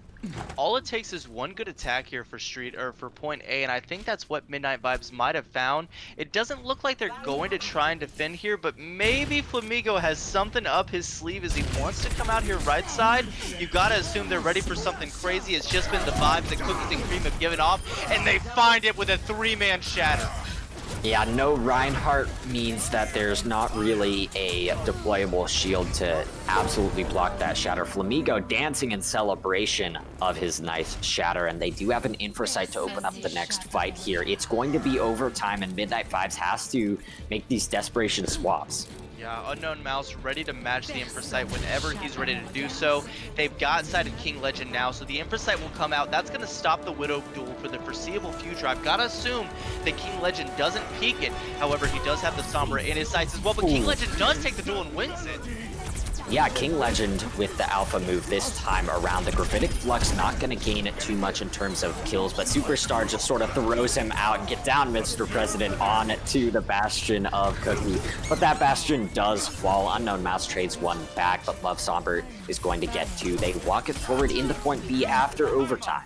And it's the small things that we see in T5 turn entire fights. King Legend finds the pick onto Unknown Mouse, and single-handedly, that is what turns the fight. Now there's not this Widowmaker with this giant line of sight aiming down, just waiting for your team to walk around a corner. You're able to roam free, and you have a Widow of your own in the background just waiting to get some picks. King Legend opened it up. Midnight Vibes take advantage of it, and it gets them into the distillery here, but only in SB with about 2 minutes on the clock.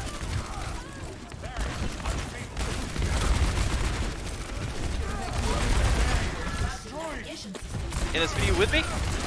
Sounds like his Discord is crashing. It's all me from now on, chat. Unknown Mouse goes for it, throws the flashbang. Cookies and Cream are super oppressive on this defensive hold, looking like offense, like the late and great NSB said. Rest in peace with that. Oh, hey man, what's up? Yeah, just a quick crash on my end of the stream, but it looks like right as I get back into the mix, Midnight Vibes are getting back into the mix. Cookie back in the fight on the Junkrat, so we're 6v6 here on the point as Midnight Vibes tries to walk it through the brewery, but they're walking into a Shatter. Both tanks laid on the floor. Unknown Mouse is gonna be on janitor duty here as got a little duel on the backside. Love Somber is gonna be sent back to spawn as well, but there is an EMP into a possible Gravitic Flux. These fights are so quick that I want to talk about it as quickly as we can. What do we think the mindset is for the Orisa Sigma here from the side of Midnight Vibes? They're already onto the Rhine, but even with this experimental comeback, coming into live, I still think Rhinoris is better than Orisa Sig almost 100% of the time, especially on attack. I think that might have been their what could be their downfall after that fight. They spend too much time on it, and it's a little strange to me in SP. They do have the EMP ready to go, though. Cookie almost there to the Riptire, and it lands onto 2 here. That might just be enough. Both tanks hacked up now as Minton lands the rock kill yet again onto Superstar Lucio. He's been very accurate with his accretion discs onto the flying frogs. Speaking of flying, Cookie is up there with the Riptire yet again. He lands it onto 1, but it's traded back by King Legend. The Resurrect brings Wasimhan back in, so Midnight Vibes definitely has the advantage. It's overtime again, though, as they look to close out B. Every single time Midnight Vibes win a fight, it's got to be with all breaths held here. Overtime, here we are. He's got an Amp Matrix in his way. He does find the Lucio, and that's big because he was 98% on the B drop. Yeah, an absolutely crucial kill there from the Deadeye, the Amplification Matrix just there to solidify those kills. Unknown Mouse is still up on the high ground time, trying to take care of things. He's headshot, and he's sent back to spawn. Is there a player on these squads who can't pop off on McCree and SP? Is there a single one? I mean, I'm not sure that I can answer you no there. Cookies and Cream don't have much to defend this next fight with other than the sound barrier, which is probably the best ultimate if you think about it here for the defense.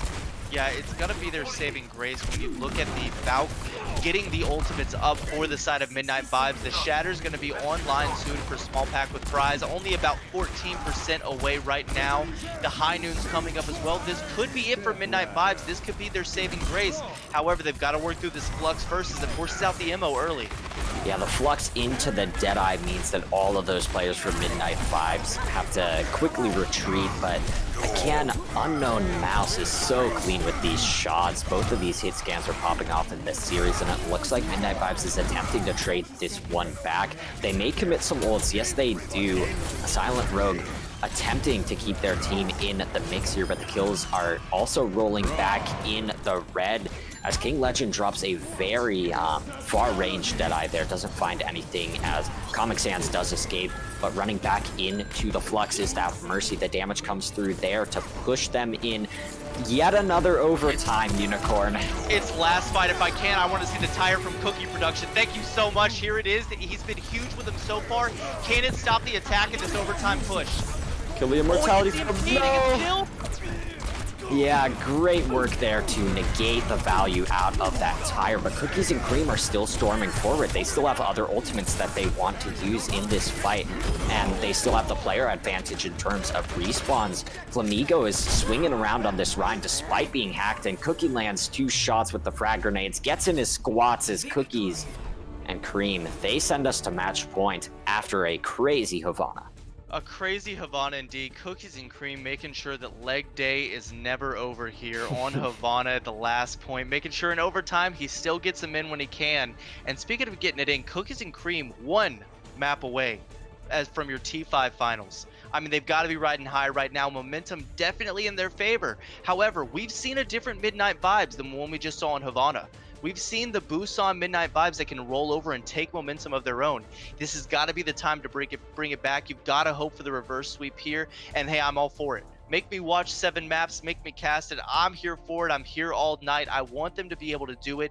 I don't think this series is over, and I don't think Midnight Vibes thinks it is either. I want to see them come out with something crazy here. Yeah, I definitely want to see them try and bring themselves back into this series. I want to see more of the living highlight reels that these players are, but we will have to see more after the break. We can speculate as to what control map is going to be next as we enter our 5th map, starting back over in map types from our pool. Kind of nostalgic, isn't it? Yeah. You miss the breaks, you know? Like, if you're chat, you obviously hate the breaks, but it's got to feel good because we're back to live games. However brief, you get the breaks on the live games and it feels good. These teams have got to talk to each other. They've got to figure out what map is next, especially if you're Midnight Vibes in this situation. So I'm happy for a break knowing that I get to watch a live game here for the T5 finals. Well, and if you think about it, their real faulty thing has been their defenses on all of these sections of these maps. like you think about Havana, they got bowled over by the Bastion attack there. There was 3 minutes on a Havana attack, as I had to repeat multiple times. I was so amazed. And then on King's Row as well, they walked it into point B with 4 minutes on the clock with another Bastion attack. You saw Volskaya as well. They had a huge time bank. Cookies and Cream have been really doing well on the attack. Midnight Vibes have not been able to put up a defense. But that doesn't really matter here as we enter a new section of the series where we are on control yet again. However, these two teams are going to have to decide what their compositions are for Oasis. After the break, make sure you guys don't go anywhere because we could see the conclusion of the finals in just one map. Hello everyone and welcome back. We are on match point here in the Tier 5 finals of PS4 NA in the Console Gaming League. Again, I am NSB United and Unicorn. We are on a ride in this series. We are at a potential final map. We are at the potential spot where Cookies and Cream can claim the championship title. But Midnight Vibes, this map that they did put up on the board was on control. However close it was, they still pulled out that point. Do you think they can do it again? Do you think it's possible that they just put one more up on the board? I think if there's an opportunity to do it, it's now. I mean, we are on a ride right now, and I'm not ready to be off NSB. I feel like I've paid for more. I want more of this series. It's been such a good one so far. I don't want Midnight Vibes to give up on me this easily. Give me another few maps here. Take this control. I think it's their best opportunity to do so. As we kind of discussed previously, it's, control is where mechanical skill can really shine. That's why so many players view it as the best game type in Overwatch. It's where you can find those isolated 1v1s, the McCrees can have those duels, and it be so crucial because the spawn, neither team has an advantage. Unless you're running a Symmetra, that's the only way you're getting back faster in a situation like this, unless it's a full regroup. I love control for that reason. I think Midnight Vibes agrees with me. I want to see them pull it off here on Oasis. Yeah, and I think their major fault, like I said before we headed into this break, is their defense. They are not very great at defense, and we've seen it so far in this series. Not to put a damper on things, they haven't really popped off at all on those rounds of the previous maps, and I mean, that isn't really the case here, now that we're on control. And it's one of those things where we've got to respect it. We're like, I'm sure they're a fantastic team on defense. Maybe Cookies and Cream are just so oppressive on this attack. I mean, you mentioned it. They're playing attack on defense. Such a horrible onslaught that they faced going into Havana, putting all the pressure onto Midnight Vibes just to move out of that room, to where Midnight Vibes had to use every resource they had in the book just to push those last 5 or 6 meters on every single point throughout Havana, and that just rang true for every map we've seen before now. And I think that's not going to change here on control. Cookies and Cream definitely not going to make it easy on them, but once again, Midnight Vibes proving that if they can do it with a map type, it's a map type like control. We saw it on Busan. I want to see it again here. Yeah, and we haven't talked about the tempo of this game too much because it's been just bang, bang, bang, fight after fight after fight. But I think the tempo is going in. Yeah, I think that Cookies and Cream has definitely dictated that style, though. I think Midnight Vibes is a team that might want a bit more time staging each of their rotations. They might want that extra bit of setup for each fight, as they did opt for the double bubble more. I think they're a more passive team. But Cookies and Cream just sends it straight down mid every single time, chucking in the speed boost, chucking in the Bastion as well, and they might continue that as we head into Oasis. I don't expect a Bastion, but I expect a crazy series of fights. We're going to jump right in. We are going to jump right in here, and as we move into Oasis, speaking of comps, do we go back with double bubble if we're Midnight Vibes? I think if they've had success against Cookies and Cream, it's been with that double bubble. They've been able to take advantage of the missed positions of some DPS players, whether it be Cookie, whether it be Unknown Mouse, getting a little bit egregious there on some pushes. Find them and frag out on them with that double bubble, or do they go for the standard brawl? As we move into, I believe we're on Gardens, I don't think we'll see a ton of double bubble there, or excuse me, a ton of brawl there. I think we will see a lot of double bubble, but both of these teams have proved both of us wrong with comps here already in this series, so we'll have to see what their comfort picks are.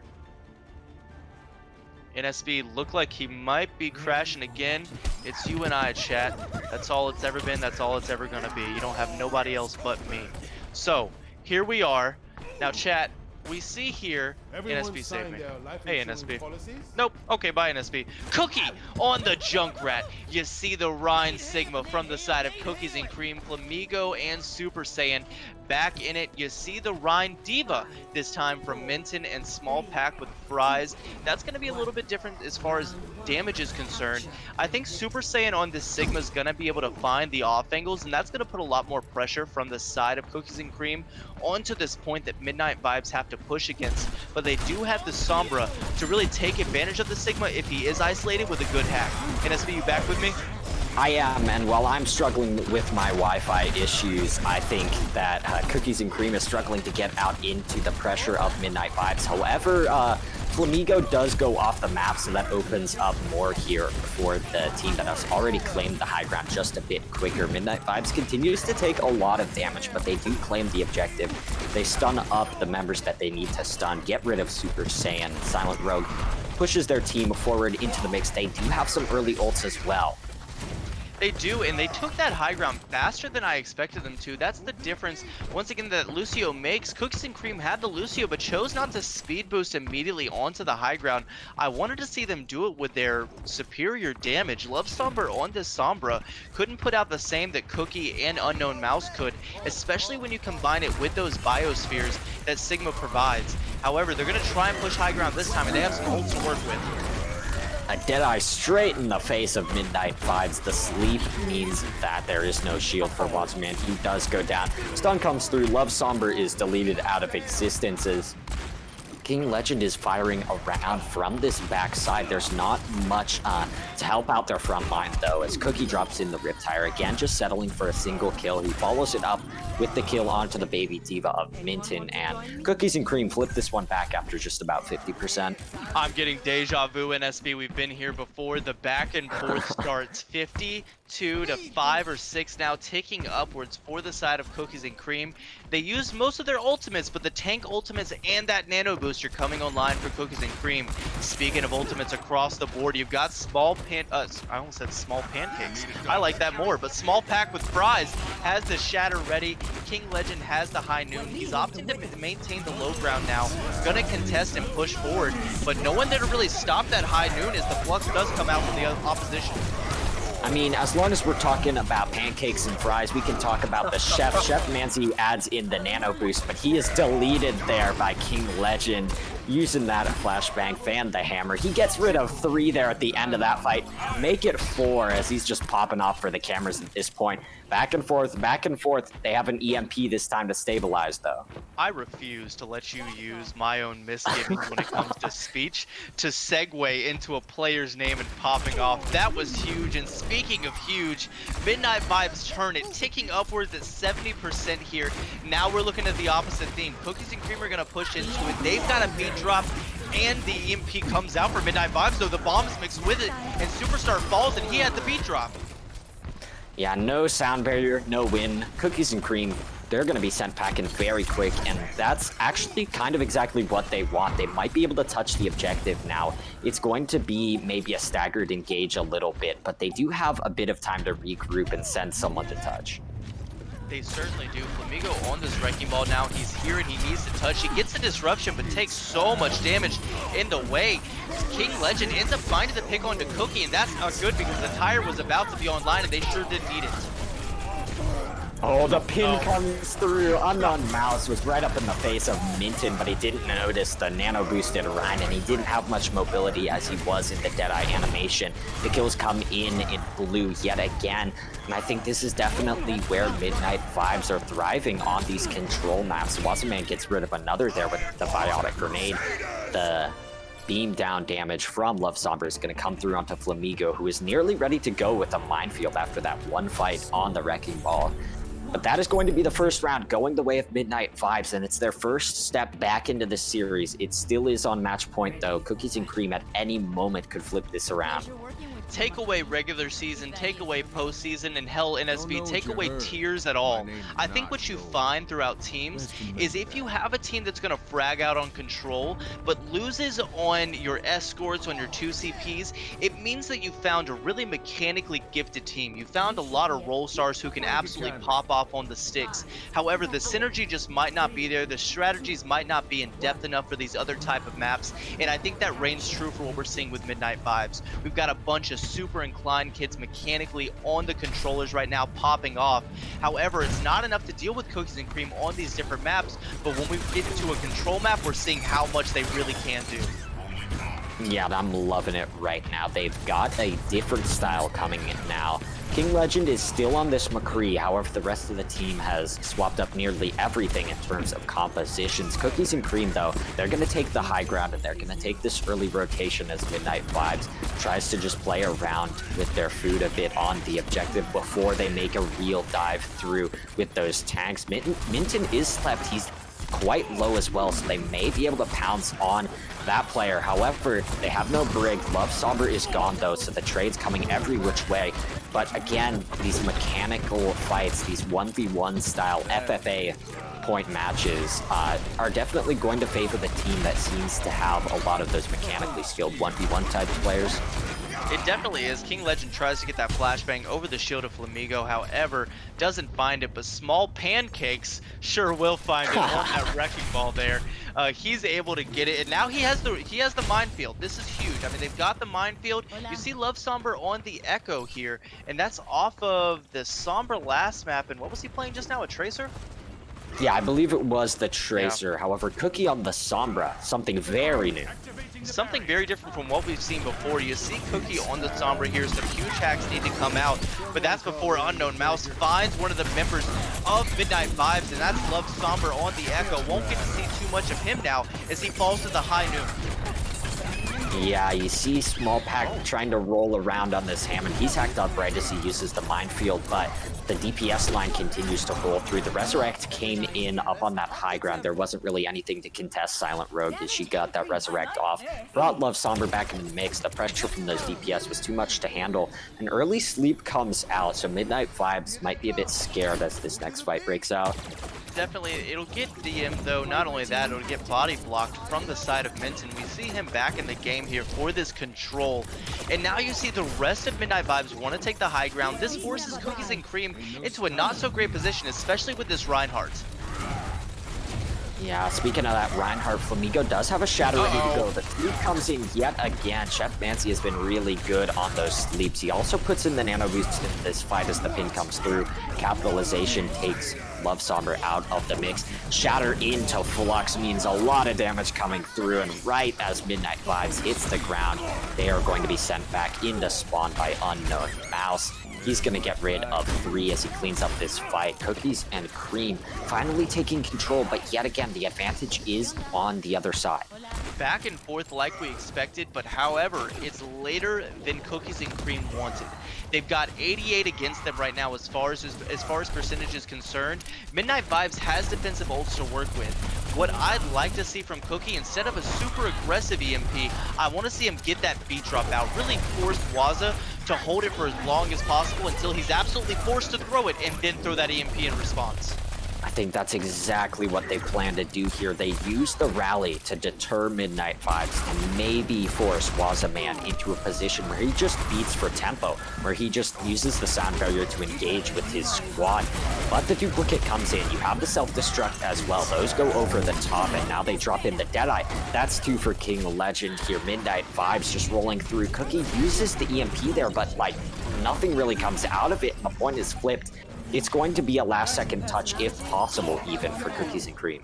The opposite of what we thought would happen did happen. Midnight Vibes decided we know the EMP's there, so instead of just waiting for our beat drop, we'll just walk it in, throw every ultimate we can, and force the fight in our favor. They do just that. Now overtime's taking 5 people on the point for Midnight Vibes, but Flamigo's nice and glowing red and trying to touch point. A huge anti goes onto the side of Small Pack with Fries. He's gonna fall here. The Shatter's available. I don't believe he finds anyone but the Diva there. NSB talking through it. King Legend still going crazy on this. McCree trades back to right as Unknown Mouse farms with the Deadeye, putting his team on his back here for yet another fight. Cookies and Cream continue to surge forward onto this objective. King Legend is hacked as he's sleeping there on the point, and I think these final few kills will go in the favor of Cookies and Cream. They flip it back in overtime. It was looking bad for them, but they managed to hold on. It sure was. That pin in from Flamigo combined with the nano boost from Chef Manzi, and then the ante to follow up on the small pack with Fries. That was Chef Manzi's fight and no one else's. I don't care what anyone says. He opened that up for the side of Cookies and Cream. I love that from an aggressive Ana player, and that's exactly what we saw there. Now, Cookies right there on another EMP, 88 and charging it up here. It's about to be online, and they're going to need it for this last fight. Yeah, we're coming up towards overtime in our next battle. Midnight Vibes probably wants to engage quickly. They might play it a bit passive to try and farm up. Oh, yeah, that's a perfect pick coming through from King Legend. But now the nano boost comes in from the other side. Chef Nancy charging those up like cooldowns. And now Unknown Mouse and the rest of his squad can get back into the mix. I believe it was actually an EMP cancel there as Cookie. No ultimate charge up on that meter. Midnight Vibes continues to try and stall here as Love Somber duplicates the Hammond. And what was such a massive start from Midnight Vibes turns into a fight win from Cookies and Cream and turns into a final round on a potential final map of the series as these stalls boil down. In SB, we talk about these fights belonging to specific players, and that one goes to Unknown Mouse and nobody else. He cancels the EMP with the headshot onto Cookie, then finds two with the high noon, and then brawls forward and finds another one with those huge headshots. Unknown Mouse carried Cookies and Cream to what did not look like a good city center on Oasis, and now he has graced them with stepping foot onto University, and they've got to take advantage of the position he's put them in. Yeah, it was nearly King Legend being the hero of that one, as right? Like you noted, he did get that EMP cancel, but Unknown Mouse coming and laying down all of the kills, and that's what really matters in the end here. You're going to see Love Somber now swapping over to the May as we go into the University. A nice swap here from Midnight Vibes as they also go to the Baptiste. They do, and I like the Baptiste here. Those immortality fields are going to mean so much when you've got a Brawl v Brawl here. And speaking of meaning so much, Minton on the Zarya and then Super Saiyan on the Sigma. If you're going to brawl forward, I'd much rather have a Zarya walking forward and enabling me. And I think you're going to see the difference maker nice and early here as Midnight Vibes, I think, take this early. Yeah, Midnight Vibes, they get the positioning advantage, but I mean, Cookie is already halfway to a Riptire. This guy is absolutely demolishing the shields and the health bars of these tanks from Midnight Vibes. Super Saiyan actually kills off King Legend before he can deal any more damage that he already dealt to Unknown Mouse there early in this one. And Cookie is nearly ready to go with this Riptire. They could re-engage, but they are running close into an amplification matrix out from Wazaman as well. But Small Pack gets this shatter. He's booped up into the air there, so this fight is going to continue to be winnable for Cookies and Cream. They are probably going to re-engage in just a few seconds with Riptire. I'd like to see them do it early here. 20% is not a lot for Midnight Vibes, and I want to see the rest of Cookies and Cream take advantage of that small amount of time they've gotten, especially with how quickly they've gotten the Riptire. However, after you got that Mind Boop onto the side of Small Pack with Fries, you've got to be happy alone just from that. But they'll pop the M-Matrix early and try and fight, and here comes that tire.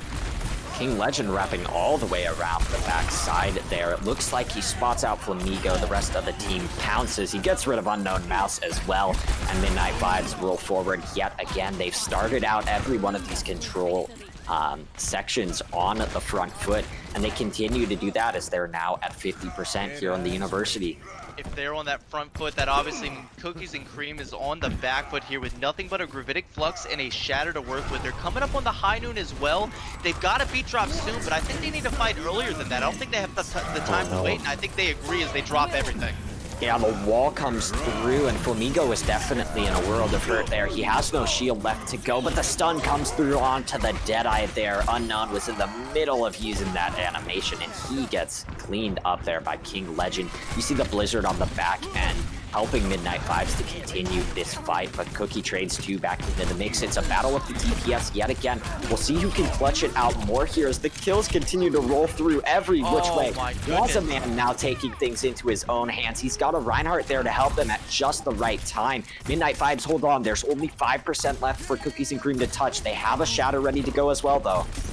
I mean, overtime here, they end up touching point. The wall comes out just to stop the front line from having any sort of support. The Ant Matrix is going to be thrown immediately. You've got to assume he does so, but what a fat anti onto the side of Midnight Vibes.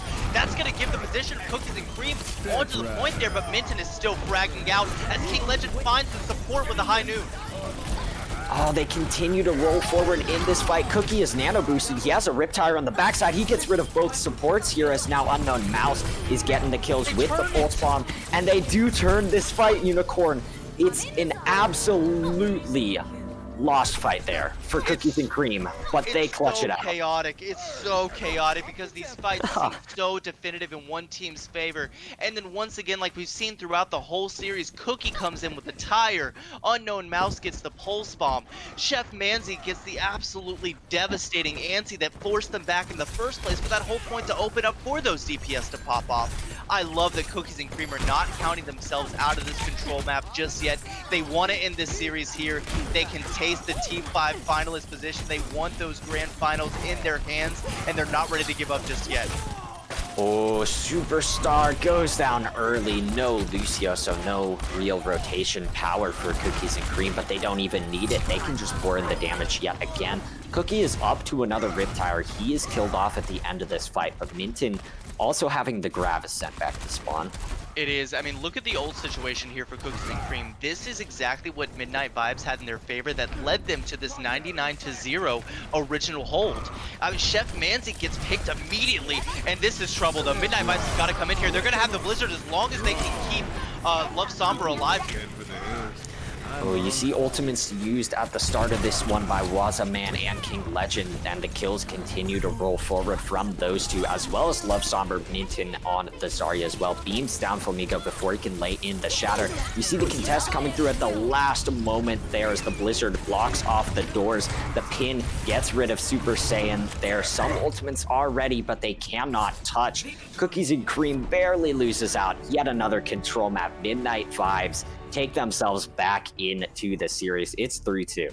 Midnight Vibes breathed the first amount of fresh air they've had in basically the whole series. They started off with great momentum, and now they notice they're down 3-1. They head to control, and they brawl it out for as long as they can and as hard as they can. They end up taking Oasis, and now, I mean, is this the beginning of a reverse sweep?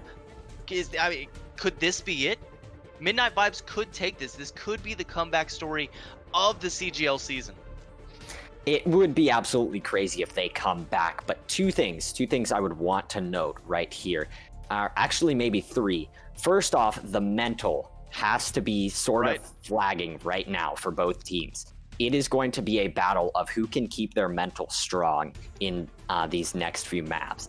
And then secondly, we are now back in to these map types that aren't control. Any of these other map types has been tough for Midnight Vibes. So as the series continues, we could see it closed out next map. We're still on match point. But if it goes even further, if we potentially get into our 7th map of the series, or if it's tied up there, I believe that would be control as well if we...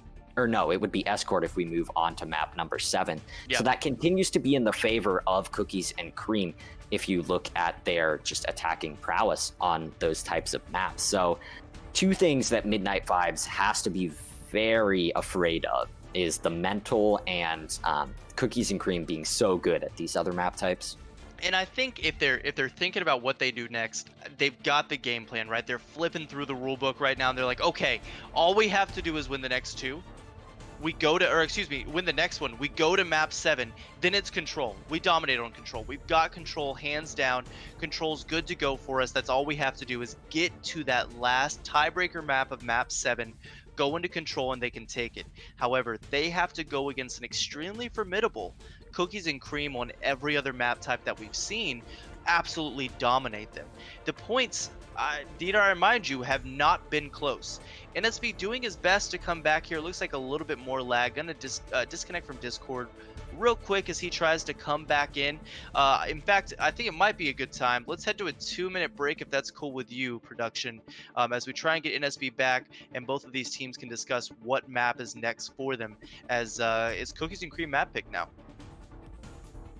Hello everyone, and welcome back yet again here to the PS4 NA Tier 5 Finals at the Console Gaming League. Cookies and Cream maintained their 3 map score, but Midnight Vibes is just one step closer to bringing it level. However, the momentum again shifts into Cookies and Cream's favor as they pick Numbani as our next type. The series is just too good to keep NSB's internet alive. It's so hyped that it's dying off on him. But we're here, we're ready for Numbani. Were there any subs that you saw? I know you're actually in the PS4 lobby. I believe that we do have Comic Sans going into the match. Cookies and Cream again swapping out their support line. Superstar goes quickly back on to the bench as Comic Sans goes back in. So I imagine we'll see more Mercy Lucio combos. Yeah. That's typically what's been in the mix as Comic Sans moves into the match instead of Superstar. So maybe a bit of dive. I think that might be why they chose Numbani. But it should be interesting to see what they roll out on. Midnight Vibes, on the other hand, I don't believe they have any swaps. So they should be running with their disrupting comps yet again, maybe back on the ball Diva. They showed it a bit on the University, but Numbani, again, a different map. All of these different types in Overwatch offer so many different things that we're loving to see from these different teams. We definitely do love to see it. Midnight Vibes will choose to defend here. I think that's definitely the safe pick. No low-key flexes from them like Cookies and Cream on Havana. They need every bit of advantage they can get right now. I'm ready to jump in Numbani if the rest of these players are, and you are as well, NSB. What do you think we see here coming out right on the attack for Cookies and Cream? I think that they probably roll with a double bubble. Maybe they run the Diva. I think it all depends on what they're comfortable on. It looks like, yes, we will have Cookies and Cream on the attack. Midnight Vibes playing it safe, choosing to opt for that defense. They keep Minton in, though, so I think that may be a bit more Zarya. And Cookies and Cream with Chef Manzi Comic Sans in the mix. Again, that's probably the Lucio Mercy, so 2 big things to note there. Yeah, Midnight Vibes does keep Minton in, and I mean, we can't harp enough on Wazaman after that huge pick onto Chef Manzi that really opened up that last attack and allowed Midnight Vibes to push in on University. Happy to see him back in on the Ana. You've got Silent Rogue, she's on the Mercy. As you mentioned, Comic Sans, she's back on the Mercy as well. You've got the matching supports here, but the DPS could not be any different. You've got King Legend on the Soldier, Love Somber back on the Echo, excuse me, and I want to say we've seen a lot from his Echo, but we've definitely seen Unknown Mouse dealing with it pretty proficiently. Yeah, we've seen King Legend on the Echo as well, and both of these players have definitely struggled a few times to deal with the hit scan of Unknown Mouse, but this is a different story. I think the Echo is probably an attempt to get rid of Cookie's Junkrat as he tries to walk down these more open sight lines or through the very close hallways. King Legend probably just there to spam from the high ground. Soldier, he can sprint, he can run pretty fast, so he can rotate around if he needs. I imagine there won't be too much pressure on him, so it will be interesting to see if he can spam down these heroes that are now walking through for Cookies and Cream. The engagement is so far pretty successful, but just as I say that, I'd curse the side of Cookies and Cream. They lose 2. 1 is resurrected, but without Flamigo on the back side, Cookies and Cream cannot push this stairway. And I must have cursed Cookies and Cream as well. I said we haven't seen a ton from Love Somber's Echo, and instead he finds 2 immediately there to open up that fight with the sticky bombs combined with that focusing beam onto Flamigo on that Reinhardt. Just spells disaster for the rest of Cookies and Cream. They'll try and regroup themselves here on the high ground. I like them pushing here, but I think they really need a Lucio to get in and get away from this spam that really wants to barrage them down as they start to move forward. Minton unable to even deploy the defense matrix more than once there as he's absolutely vanished out of the mech. The Shatter comes through and Small Pack will have to counterpin out Flamigo there, who also received the nano boost, but Love Somber takes advantage of all those stunned up members and takes advantage of his pocket with Silent Rogue on the Mercy. He gets rid of 2 yet again, but Cookies and Cream now pushing in with a lot of ults. They do have some ultimates, but I'll tell you what, NSB, Midnight Vibes look strong right now. It looks like they might be pretty happy with this map pick, if not just as happy as Cookies and Cream picking it in the first place, thinking it was great for them. Midnight Vibes are looking like they're pretty strong on Numbani. I want to see it. I want to see them show it off here with these double DPS ultimates they have coming online. I think point A definitely favors Midnight Vibes. If Cookies and Cream can get up to point C, I think that's where they'll thrive the most. However, they're still stuck in these hallways. This time they try and push through the bottom, but Flamigo vanished out of existence yet again. The main tank experience continues. He goes back to spawn as the Valkyrie is sort of wasted there from Comic Sans before they can really engage. You know, even as you get up to T5, it really does baffle me. And I talk to so many players up there so often, and everyone seems just as confused as I am. And it continues to happen in this organized environment where we just don't see a Lucio with this Reinhardt. And it is hands down why Flamigo continues to die over and over. Oh, what an anti-grenade coming through. So much space opened up from Wazaman yet again. And you see the duplicate nano boost coming through from Love Somber, actually choosing to duplicate the Ana this time. He does get a kill onto Chef Mans, the real Ana in that fight, and Wazaman, speaking of Anas, he adds one to the mix as well. Love Somber enters his normal Echo form and pops off as well, continues to lay down the damage onto Cookie, who actually swaps to an Echo of his own. Yeah, Cookie does go to the Echo there. Chef Manzi on the BAP now. You've got double support ults for the side of Midnight Vibes, and that's going to spell trouble as Flamigo wants to walk in with his Shatter, but it's going to be difficult to deal with. This Reinhardt, you've got to assume, is immediately going to be sustained with a nano boost. Small Pack with Frieskin is going to stay alive from that, and they can build up DPS ultimates with that Valk coming online. Yeah, Minton did not have the mech for a brief moment, and that allowed Cookies and Cream to push onto the objective, but he does get back into the mech. He does pour in the self-destruct. All that gains is a kill onto the Immortality field, though. Flamigo trying to lay in the Shatter, expecting Small Pack to drop his shield and go for a swing with the nano boost, but he stays strong, he stays held, as now Minton just sort of playing the mercy of Comic Sans there. King Legend is going to get the final blow as Minton turns his eyes over to Cookie on the Echo. Time is boiling down. There's only a Hammond to touch here, and Super Saiyan won't last very long with so much damage coming through. There's a Shatter solo onto Chef Mans, and that is going to be a full hold here for Midnight Vibes. They have turned things around, and they have woken up in this series at just the right moment. I mean, you lose control, you pick the map, and then you're full held from the team you just toyed with on Havana. I'm starting to get a little worried here if I'm Cookies and Cream. Now I'm fighting for a draw on a map I assumed I was going to dominate based on how the previous or the same series had gone previously. This is not good for Cookies and Cream, and Midnight Vibes are riding high off of it right now.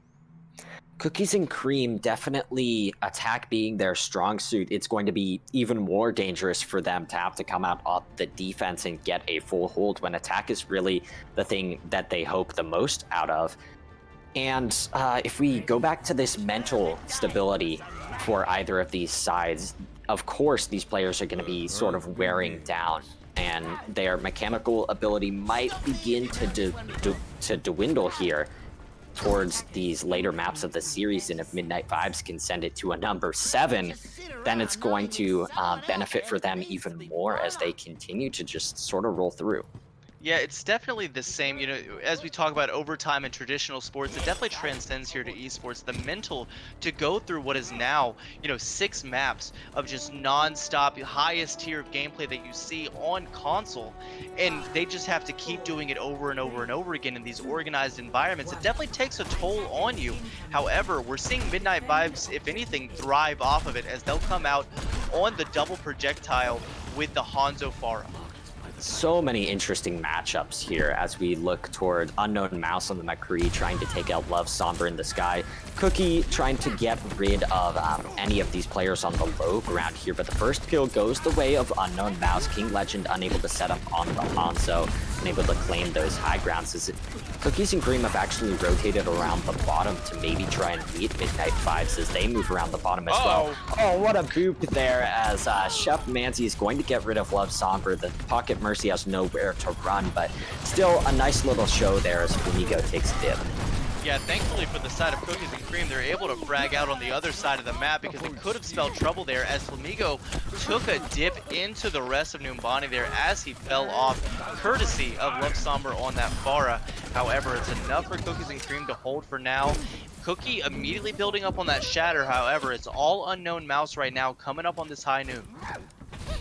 Yeah, and you saw some late stagger kills coming through, and Midnight Fives are going to opt to switch up their entire composition here. They're going to move to the double bubble. Wasserman still on the Ana, Silent Rogue still on this Mercy because they do have Love Somber in the skies. However, that swap may come through because Unknown Mouse has a pocket of his own, able to take out that far, but they are close to the barrage. The Resurrect comes through, so they can stage another fight here with a potential ultimate. Yeah, they definitely can, and just staging right there to get that res allowed Unknown Mouse to get a high noon, force the projected barrier and the bubble out from the small pack with Prize. Ooh. Unknown Mouse finds 2 with the high noon, continues to clean up with the body shots, gotta walk past the Sigma barrier there. He doesn't care, doesn't need the protection that it offers. He's gonna get a clean 6K. What an ace from Unknown Mouse. The Mercy damage boost was there all the way, just amplifying all of those shots straight into the hearts of Midnight Vibes. Cookies and Cream have burned off 2 minutes from the time bank. It may be looking doable. It's a long road from here, though. It definitely is, and I've got to assume Midnight Vibes just want to build up these ultimates and dump them. A Nano Barrage can take out this McCree, potentially this Orisa as well, but I think they just hold on for a little bit longer and continue to, they're not going to have time. Unknown Mouse is fragging out. Yeah, no time for you to Get talk, another even 6K. Unicorn, who...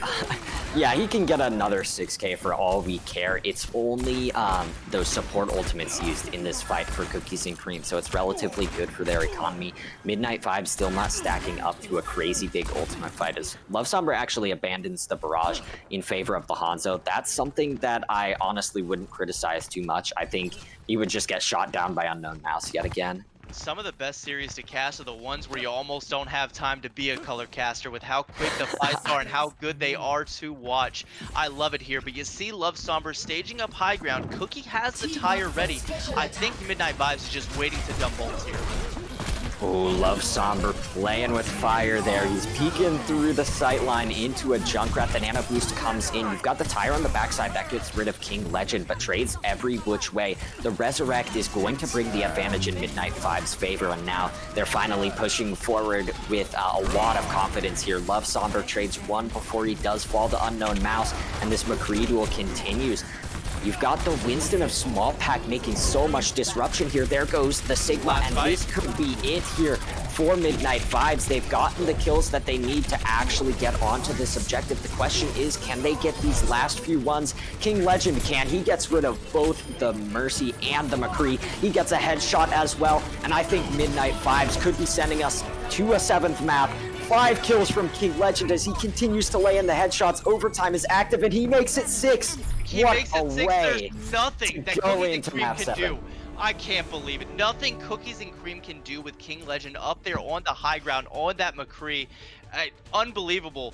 We're going to map 7 here in your PS4 T5 Grand Finals. It has been a hell of a series. I don't know what to say. I am speechless. And I mean, we're supposed to be doing this. We're supposed to be casting. I don't know what else to say about both of these teams, but they've given us such a show. Dude, Unicorn, that was a near full hold from Cookies and Cream to draw Numbani. I was thinking that maybe we could have an 8-map series if it went that far. If we saw the draw, and then Midnight Vibes continued to roll through there on the next escort section. But it is going to be all down to this escort. There is going to be no draw. Midnight Vibes take the 4 minutes that they have and use it to its fullest extent, even dipping into overtime at the end there. But King Legend clutches it up, brings his team into the final map of the series. We can finally say it. This is going to be the last map of the series. It's kind of sad to say such a thing because these players are popping off so hard. I'd love to see even more of them. I'd love to continue casting, but this is the one map that will determine the champions here in Tier 5. I mean, both teams just so proficient on that Numbani defense of cycling those ultimates to stop the attacking side, and that's what you saw to really come to fruition on those full holds there. You saw Cookies and Cream almost do it just as perfectly as Midnight Vibes did. They ult cycled the tires, they did their best to deal with the primal rages that that small pack with fries continued to bring into it. However, it only brought success to Midnight Vibes on the back of King Legend there as he found that high ground, found that, was it a 6K? Was it a clean 6K as well? Yeah, that was a 6K as well. It was a Both 6K McCrees right get after. 6Ks. Right after Unknown Mouse's 6K, they both walk away with one of their own. However, King Legends was enough to do it for the attacking side to get that first tick and the only tick that was needed to walk away with Numbani, and it's taken us here to map 7. Cookies and Cream's pick, Midnight Vibes' attack or defense here. What do you think they go with? I think that they probably opt for the defense. I think that Midnight Vibes definitely wants to play it safe here. They want to continue just sort of playing their game, disrupting up Cookies and Cream. But looking back onto that last fight of Numbani, I thought that Cookies and Cream could pull out the draw. They had 4 ultimates, I believe, but they just sort of died one by one. The trades came through, and then the respawn advantage is just barely there for the attack. They were able to get those mobile heroes in the mix. A lot of disruption there from the Winston in the Primal Rage, and just barely enough. King Legend pulling it out. But moving forward, we're on to our escort section next, and it's going to be Rialto, the decision from Cookies and Cream. So Rialto, this is what, if you remember, you mentioned at the beginning of the series that you wanted to see. You wanted to see these two teams on Rialto. Both listed it as one of their favorite maps. Combine that with the Widow that we've seen from both players, the Grav Dragons that we've seen. It seems like forever ago, but we saw them way back when in SB. The Grav Dragons, Cookies Tires, both teams ready to go here. As we jump into Rialto, I'm so excited to see what they pick. I mean, it could be a mixture of any of those. Do we see the Hanzo? Do we see an Echo? Do we go back to the Widow v Widow? Does Double Bubble come back? I mean, they've thrown everything at us because they've had to for this entire series that I don't know what Rialto is going to bring, but I couldn't be more excited to find out. Yeah, and if there was a glass ceiling that was labeled hype, I would have just broken straight through it after map 1. This has been an amazing series as we jump straight into Rialto. These teams are good to go, and it looks like Midnight Vibes are going to be on the defense. They have played it safe, but Cookies and Cream on the attack. Do they pull out another niche comp on another one of their map picks? Well, I mean, they're known for it already just from this series that we've casted. They've brought out this Sim Bastion. Midnight Vibes has tried to match it.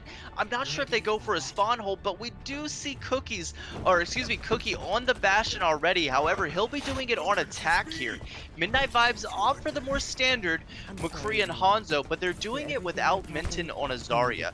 He chooses to go for the Diva here, and I think he's definitely been proficient on it, but man, would I like to see some more Grav Dragons.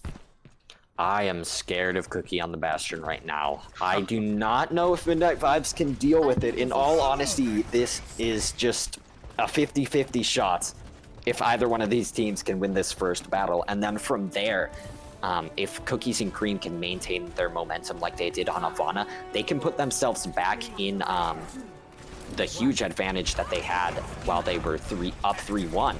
Before this series became so close.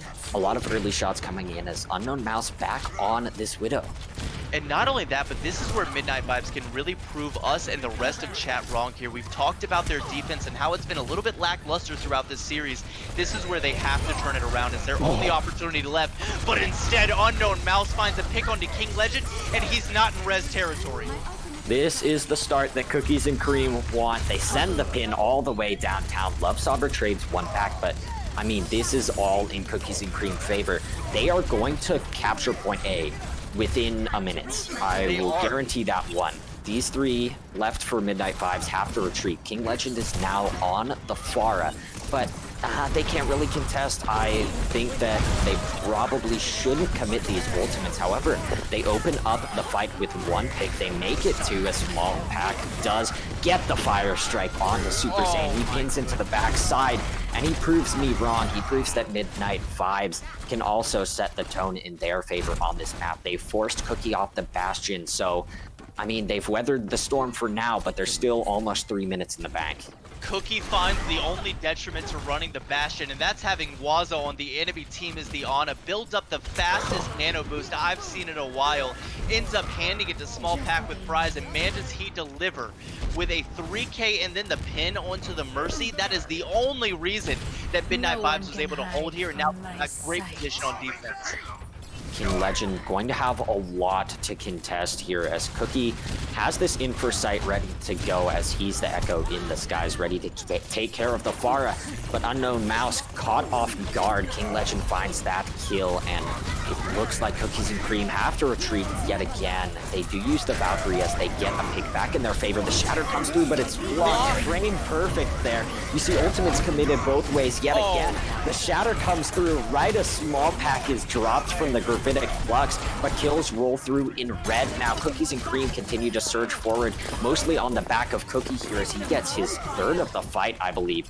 They're going to capture point A, but it's still such a back and forth series. It's so very close. A small glimpse of a T2 fight that one was. We saw a 30-second fight, ultimates thrown back and forth. Man, was it brawly. But you see Cookies and Cream come out on top. Now what I want to see from them is them to hold forward, make as much space as they can, and that picks a great way to do it here. They're going to take high ground first.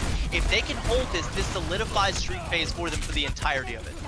Yeah, this Echo McCree DPS line is all about popping off for Cookies and Cream, and that's what they did. That's how they activated the last few meters of point A here. Now Midnight Vibes getting ready to drop down, getting ready to rotate. They use this Dragon Strike, but Cookie now has the duplicated Shadow ready to go now that he's chosen this Reinhardt with his ultimate ability. He's unable to get rid of Love Somber there on the Hanzo. That Archer just evading the strikes of the hammer one by one. King Legend now almost ready to go with the Deadeye, but he doesn't need it to land a nasty flick onto Cookie. Unknown Mouse has a Deadeye of his own, but he's getting collapsed upon, and the fight goes the way of Midnight Vibes.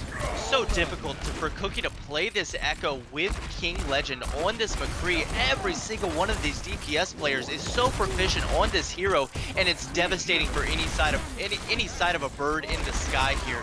You'll see them continue to hold this high ground of Midnight Vibes. And as Cookies and Cream want to push it, I want to see them use a tempo ultimate here. Maybe speed boost forward and use this Gravitic Flux early is exactly what they choose to do.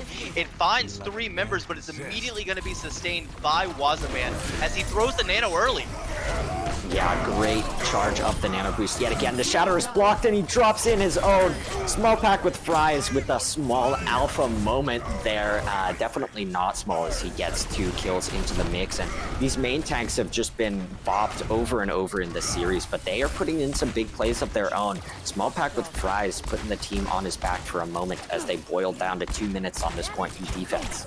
A moment indeed. I mean, he puts the team on his back, but once again, courtesy of the support, Wazaman building up these nanos so quickly. Luckily, those sticky bombs DM'd by the side of Minton, who's been so proficient on the Diva as well. It looks like a quick tempo ult, maybe to find a pick from the Hanzo there. However, Love Somber's so close to finding one, but doesn't. Unknown Mouse again finds a pick. These McCree players in SB, I can't. Oh, he's going to rotate up to the high ground. Look for maybe the stun onto King Legend as he's playing the high ground as well. That's exactly what's going to happen. He's going to land the fan, the hammer, and send his team forward. They do have a sound barrier coming up very soon, so I think this should be point B on lockdown. They might not need any ultimates as the headshots roll in one by one. Unknown Mouse. What are you doing to them, my man? I mean, do Zim 4s just, are they on sale in SB? I mean, this guy is absolutely popping off. It's baffling to me how proficient every single one of these DPS players is on McCree. I don't know half the time. I have to check the player icon top right. I don't know if we're talking about Legend, Cookie, Unknown Mouse, or Love Somber.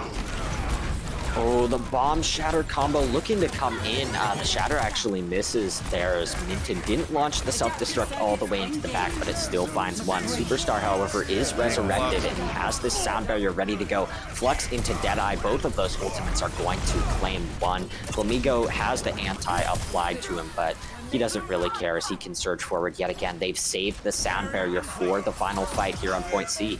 And when it comes to saves, we've seen it before in SB. This next fight, they've got to get this nano boost out onto small pack with Fries. Hopefully he can try and build a shatter off of it. They're immediately on a Zarya just to, I guarantee you, it's just to enable small pack with Fries as he comes out here on the defense. Valk is used early, and this is their last ditch effort.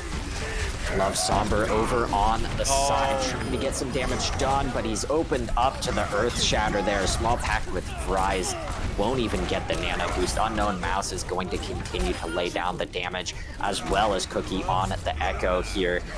Another celebration swing around of the controller there for Unknown Mouse as he walks it into point C. Reminiscent of Ivana, it wasn't a 3-minute time bank, but it's over a minute on the clock when you're attacking a really hard map. Midnight Vibes has to pull out all the stops here or it's game over. It's like Flamigo can hear every word I'm saying, understands exactly what they needed to do on defense, and instead, he walks to the right, forgets about small pack with Fries trying to pin onto the point. He shatters both supports there, immediately finds Wazaman. That allows for the nano boost to die with him without going off onto small pack with Fries, and then it's just the cleanup game. With no supports, you're able to frag out on that strong and formidable front line, and that's how they can walk it in there. I want to see a ton more from that from Flamigo. That's a big brain play from the main tank, and that's what they need to punch this series through. You've got King Legend on the attack walking out on the Ashe, Love Somber on the Kree. I think they might swap some things up. They might decide to roll with something different. So let's take a look at the defense. You've got Superstar still on this Lucio, Comic Sans still on the Mercy. They have made it work throughout this entire series, so it's not something that I'm going to criticize when it's clearly been one of the game plans here for Cookies and Cream. But on the attack, you've still got Minton on this Diva. I mean, not only that, you've got Minton on the Diva just to make your life miserable on Echo as far as the DM is concerned. As long as Minton can keep their distance, I think Diva's a great pick into Echo, but you can't get too close. But you know what I'm more worried about for Cookie? The double hit scan from the side of Midnight Vibes. We can't stop talking about him, so it's got to be difficult to play Echo against him. Early Dynamite coming through from King Legend. Of course, you're going to have the Pocket Mercy there from Silent Rogue. Always connected are these two Mercies, sort of the unsung heroes for these DPS on the backside. As another large Dynamite comes out, you see the stun momentarily going on to small pack with Fries, and he takes a chunk of damage. Midnight Vibes continuing to have a bit of trouble pushing around this corner, but they're also laying in these dynamites one by one. Maybe an early Bob could be the opener here, maybe an early nano boost from Wazaman. It seems like that guy farms them up so quickly, but the first kill goes the way of Cookies and Cream, and I think Midnight Vibes probably just has to retreat after that. They probably do. I've got my clean feed frozen right now. I'm trying to get it back. But what do ultimates look like right now, NSB? I mean, for me, it's not going too great on my side either. Both of us now with Wi-Fi troubles, but I definitely expect Wazaman to have a nano boost, and that check mark is in fact on the board. Comic Sans, though, also has this Valkyrie, so maybe a bit of aggression comes out from Cookies and Cream. They have so many check marks so close to being alive. King Legend tries to wrap around the side, but he gets headshot, and the shatter comes through. Flamigo and his crew are going to roll forward through yet another fight, and this point A is going smoothly for the defense so far. Cookies and Cream still has the sound barrier, still has the duplicate. Both support ultimates online, in fact. And that's what's scary is when you see Cookies and Cream do well on attack, you've got to assume it resonates and transcends over to defense, and it seems like it's paying off for them now. Wazaman, it looks like, did use that nano boost in the last fight. Bob created a little bit of space for Love Somber, or excuse me, King Legend. However, he fell and is now on the McCree. Love Somber on the Hanzo, and they've both done so well on those respectable heroes. I do think it is about comfort now, and you just roll with it for as long as you can. Minton is currently on the Zarya. You see the shatter laid into the double shields of Cookies and Cream, the double Reinhardts, in fact, but I believe the duplicated shatter is blocked, but the aggression still continues to come forward. Now the real shatter comes through, and it definitely lays down more hurt. Unknown Mouse continues to hit the headshots. Cookies and Cream looking so good here. They definitely are. I mean, Unknown Mouse is such a problem on this McCree. I want to see them switch to the double bubble and try and answer it with a bit of a dive. Obviously going to be hard to go into with that flashbang, but King Legend opens it up with a pick onto the main tank, and there's not a res for it as long as they can deny it. Yeah, Comic Sans, I believe, was actually sent to spawn at the end of that last Yeah, fight that's by true, Love that's true. Somber's Storm Arrow, so no mercy, no res for Flamigo there. They can't even maintain the space to get that res off, even if the mercy was there. Unknown Mouse is all the way in Narnia here for Cookies and Cream, so there may be an opening for the attack now that there's no McCree wrapping around the backside. They actually do take care of him. King Legend turns his head and quickly lands those shots to get the kill. Nano Boost now coming through on the front side. Small Pack with Fries gets rid of Flamigo there on the Reinhardt. He's close to an Earth Shatter. He may just use it to seal the deal on point A, but it looks like King Legend will keep the piece here with his revolver. Unknown Mouse going down to Silent Rogue there. A bit of a comedic moment here in such an intense series. You love to see it. Midnight Vibes love to see the Grab Dragons ready to go. No sound barrier as well. No sound barrier to stop it. You gotta assume they use it early here. You're gonna see King Legend here scout a little bit, and once again, it's the same idea. The attacking team want to get control of this high ground as you push the second corner. It's so devastating, and here come the Grab Dragons. Oh no! Oh no, he died! Love Somber was canceled out of the Dragon, and that is the crucial moment here for the defense. Cookies and Cream can now re-engage with their duplicate. The Resurrect came through, I believe, onto Love Somber, but he's gonna get killed off as he tries to rotate onto the high ground. Unknown Mouse, with all the room in the world, is gonna get rid of two there. And that fight, an absolute disaster for Midnight Vibes. Their time bank not looking too great. This is gonna take them a while if they can even walk it through point B.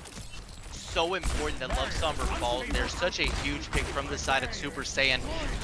Like, he inches the biosphere through those shields, finds Love Somber, and not only cancels the dragon, but stops their inevitable demise if it would have gone off. What they need to do here this fight is use this Valk, try and build up this Zarya ultimate as fast as they can. They're going to use Valk early. Now they need to nano boost the Reinhardt so he has the space to walk forward.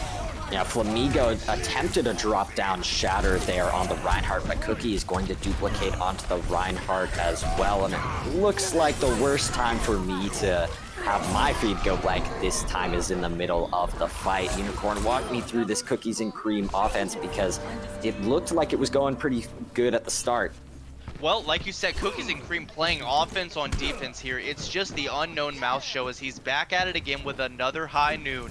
As he moves in here, what you're going to try and see is that as they control high ground, I want to see Unknown Mouse move to the left, but instead just combos it with a Flux high noon. Doesn't find anything quite yet, but does a ton of mid-fight damage as the attacking team want to push through here on the bridge. Love Somber's back online with these dragons, however, the grab is lagging behind, as well as NSB, as they no longer have the bounce of Silent Rogue. They opt for the Lucio, and this is going to give them the opportunity to speed forward. Oh, so much damage on the Small Pack. He wants to lay in the Earth Shatter, but every time he tries to get around the corner, he gets bursted down. But right as I say that, the kills come through. He lands in the Shatter. King Legend follows it up with the Deadeye, and we are walking into a potential final overtime battle. Superstar needs to be the clutch factor for Cookies and Cream, and they could just win the series. They've got the beat drop. The Grab Dragons are online, though. All they have to do is have Small Pack with Fries stay alive to swing in this. And they can close out this overtime as long as it doesn't get eaten. Here comes the Dragon. Here comes the Grab. It's all there. You know what gets eaten? Oh my goodness! Super Saiyan starting out the clutch, but King Legend, he doesn't want his team to fall just quite yet. The Deadeye comes from the other side, and Flamigo lays down 3 kills. He hammers away the hopes of Midnight Vibes as King Legend attempting to drop in a clutch Deadeye, but Unknown Mouse gets 2 of his own. No one able to touch, and Cookies and Cream with a crazy clutch negates the Grab Dragons and takes the Tier 5 finals here for PS4. It's your overtime fight on attack. Oh. All you have to do is land this Grab Dragons, and Super Saiyan comes in, earns MVP of the series in one play, stops the reverse sweep by eating it. Uses not only his accretion to stop the Reinhardt from brawling forward after that, but he eats the grab, stops the combo of the Grab Dragons. The beat drop goes off, and then who can you rely on to clean up the rest of the kills? It's Unknown Mouse on the McCree. Cookies and Cream are your T5 PS4 multi-tier tournament season 8 grand finalists, and man, was it a series for them to earn it on. What a beautiful match. Closing it out on Rialto, like you said, is Cookies and Cream, but all of the shoutouts have to go to Midnight Vibes as well. They put up a hell of a fight, and for a 6-3 team, they took it to the #1 seed. They made it worth their while, and they put all of the pressure onto Cookies and Cream time and time again, nearly bringing it back from the depths there, but it seems like defense was just their downfall yet again. And of course, the clutch plays at just the right time came out from Cookies and Cream. I was about to say that their mental was maybe failing after they had lost that map on Numbani in such a weird way there. Both teams nearly putting together full holds, but Midnight Vibes tied it up in 6K fashion from King Legend there.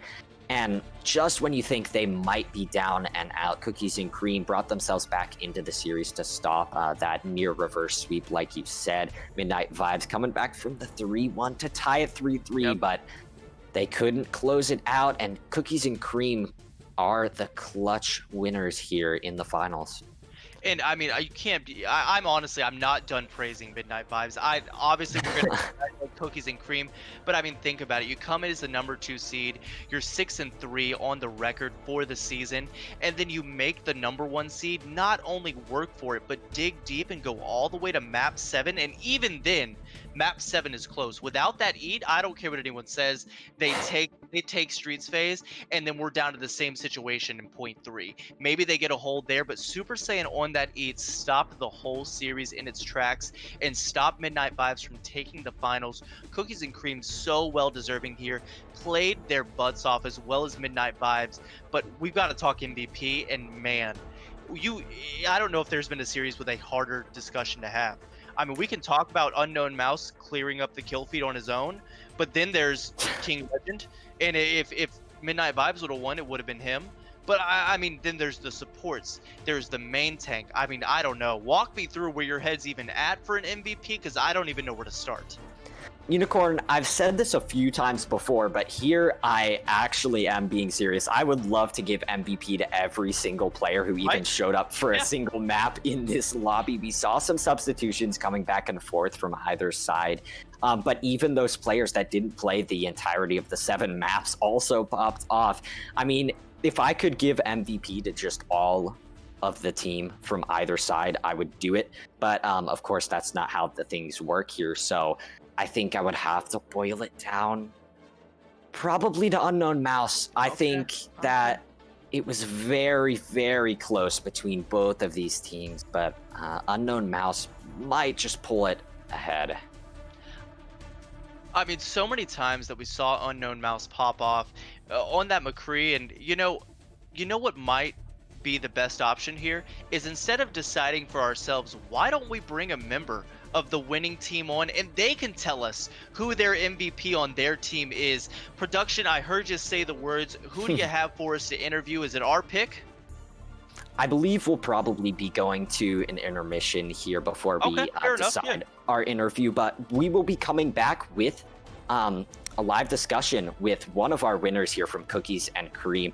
I imagine that they are just completely exhausted after this series, so we'll give them a few minutes to just collect their senses here and hop down for a quick chat on the stream, but we'll see you guys after that for some post-game analysis as well. Stick around, guys. The series is over, but you definitely want to stay for the MVP selections and for the interview. Welcome back, everyone, to the post-game analysis here of the Tier 5 PS4 NA Finals at Console Gaming League. What a match it was between Cookies and Cream and Midnight Vibes, but Cookies and Cream are going to be the grand champions here at the end of the day. At the end of a crazy match, we have brought in Chef Manzi from the winning side to discuss a few things. Unicorn, why don't you start off the interview with a couple quick questions? The man, the myth, the chef, cooking up the antes on Oasis is how we remember him. Chef Manzi, walk me through this series. What was the mental like at the beginning when Cookies and Cream was down 0-1, and then all the way up to the end of Rialto when Super Saiyan got that clutch eat on that grab? Where was the mental at throughout the series for the side of Cookies and Cream here? So in the beginning, we're thinking we're down 0-1, but that was... So we have a thing, we're really bad at control, as you saw. It's more so DPS oriented, Sure. and like the amount of like space that your tanks can make is like limited. But our main game plan, like going into this, was shield off legend. You're gonna win the game. Like that was the main game plan going in. So after first map, we're like, oh crap, we gotta think about it. So we went to King's Row. One of our we haven't not lost King's Row once this season. So we picked that in strong respect for our like strengths. My Ana, my BAP are just really good on that point on fucking Kings because the corners are so well used. As you saw, so our mental was going really good. Won 3 maps in a row, and then I think just nerves got to us on that fifth map, Oasis. I really tried doing God's work on second and third point. I was doing a lot there too, but a stray shot, I had a mental error happens. We started getting a little bit tilted, but after Nambani pulled me out because I was getting a little bit tilted, so the team was like, okay.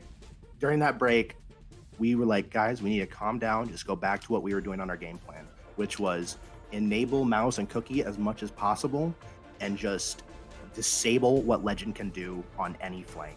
And that was exactly what my team did to the T, just did it so well. And our like confidence is through the roof at the end of it. And there's so many things that I agree with throughout that whole statement, and I think we couldn't stop talking about the McCrees throughout the entirety of this. And it was no matter who was on McCree, even if it was Love Somber, King Legend, or Mouse. Everyone was popping off on that hero respectively, but no one did it as well as Mouse there. And I've got to say, no one played the Ana quite like you and Waza did. Kind of walk me through that mental and physical 1v1 that you two had a few times there, going up against what I'd hope you agree with is a super formidable Ana player that Waza was. So many times that we saw the enabled Rhine diff come out because of Waza hitting him with a fat nano, hitting small pack with fries, and Flamingo just kind of getting walked all over. How did that 1v1 go down in your head? Were you doing your best to out farm that nano? Where were you at as far as that 1v1 with the Ana goes? So in my mind, it wasn't more so of the 1v1 that I was focusing on. Like, yeah, of course, it's in the back of your head at all times when you're playing on a regular. You think about how far is she on nano? Does she have sleep? Did she use her nade early? So me more so was trying to. Usually, it should be the off tank that usually like reins in the main tank. But because I'm the Ana and I have bullets, I need to like tell him, hey, I need you to like chill out a bit. And there are times where I shoot my last shot, I'm like, oh shit, I used all 12 bullets, and I'm like, I didn't track nade. Uh-oh. And that just happens. And then you're like, well, it happens, buddy. I'm sorry. And Flam's like, man, you're dog shit. Like, yeah. But no, more so, I'm thinking about the bigger picture. Like, see, if you see King Legend on the side, I was like, listen, their main tank will do what their main tank does, but if I anti-Legend, he won't peek. Right? So it's more so less of focusing on the Rhine 1v1 for me and trying to disable the rest of the team around him. And like using the nades, trying to get the bubbles out early, enabled Flam on King's Row a lot. And I just think it was just a well-placed strategy as well on Volskaya. Just using like nano usage on Mouse, trying to zone them off the point. I was thinking because they use Immo Field early, you nano the Kree, a lot of shit's gonna die. So sorry for the language at the end. You're good, man. You're good.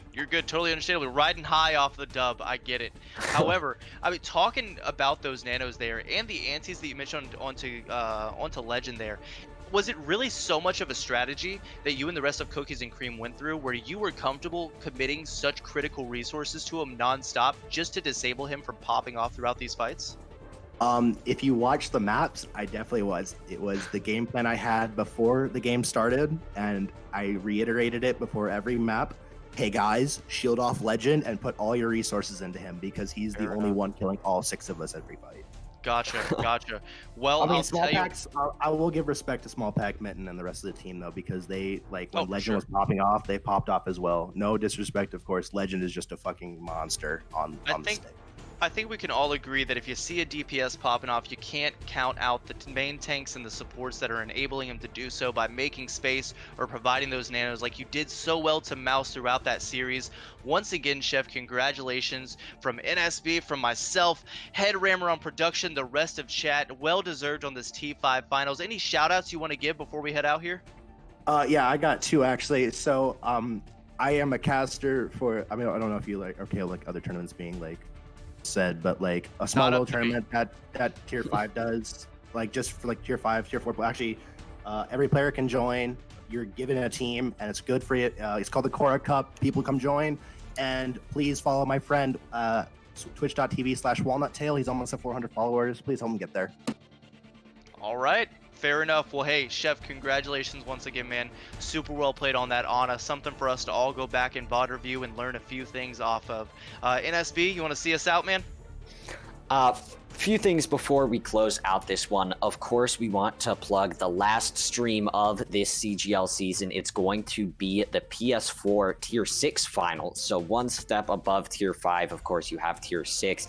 It's going to be Shiva Elite versus Supreme, and that's going to be live on this very channel at 2 p.m. EST on Sunday. Make sure you guys save the date in your calendar. It's going to be Unicorn and I back on the mic for that one. I believe we do have Headrammer behind the scenes for production as well. So shout out for him for doing this match and for the next match that's coming up. But that's going to be the final stream of this tournament. So you guys cannot miss it. Make sure you save the dates. Of course, thank yous to everyone in the chat. Thank you, Unicorn. Thank you for joining us here at the end of the stream, Chef. It was great to have you. Can I say a Thank small you thank you for Headrammer as well on the production. But you had something to say there before we I do. say goodbye? I do. I really appreciate what you guys do. I think you guys have been a wonderful staff, and I don't think you guys get told that enough. So thank you for the season. Hey, thank you so much, man. Awesome, man. We Really appreciate appreciate it. And you know what, NSB? That's a good tie into it. You know what? They don't get to be MVPs. We're the MVPs. A 2.5-hour cast with Headrammer on production. We're nutty. Oh, my chair broke. All right. Well, on that note, we will be saying goodbye.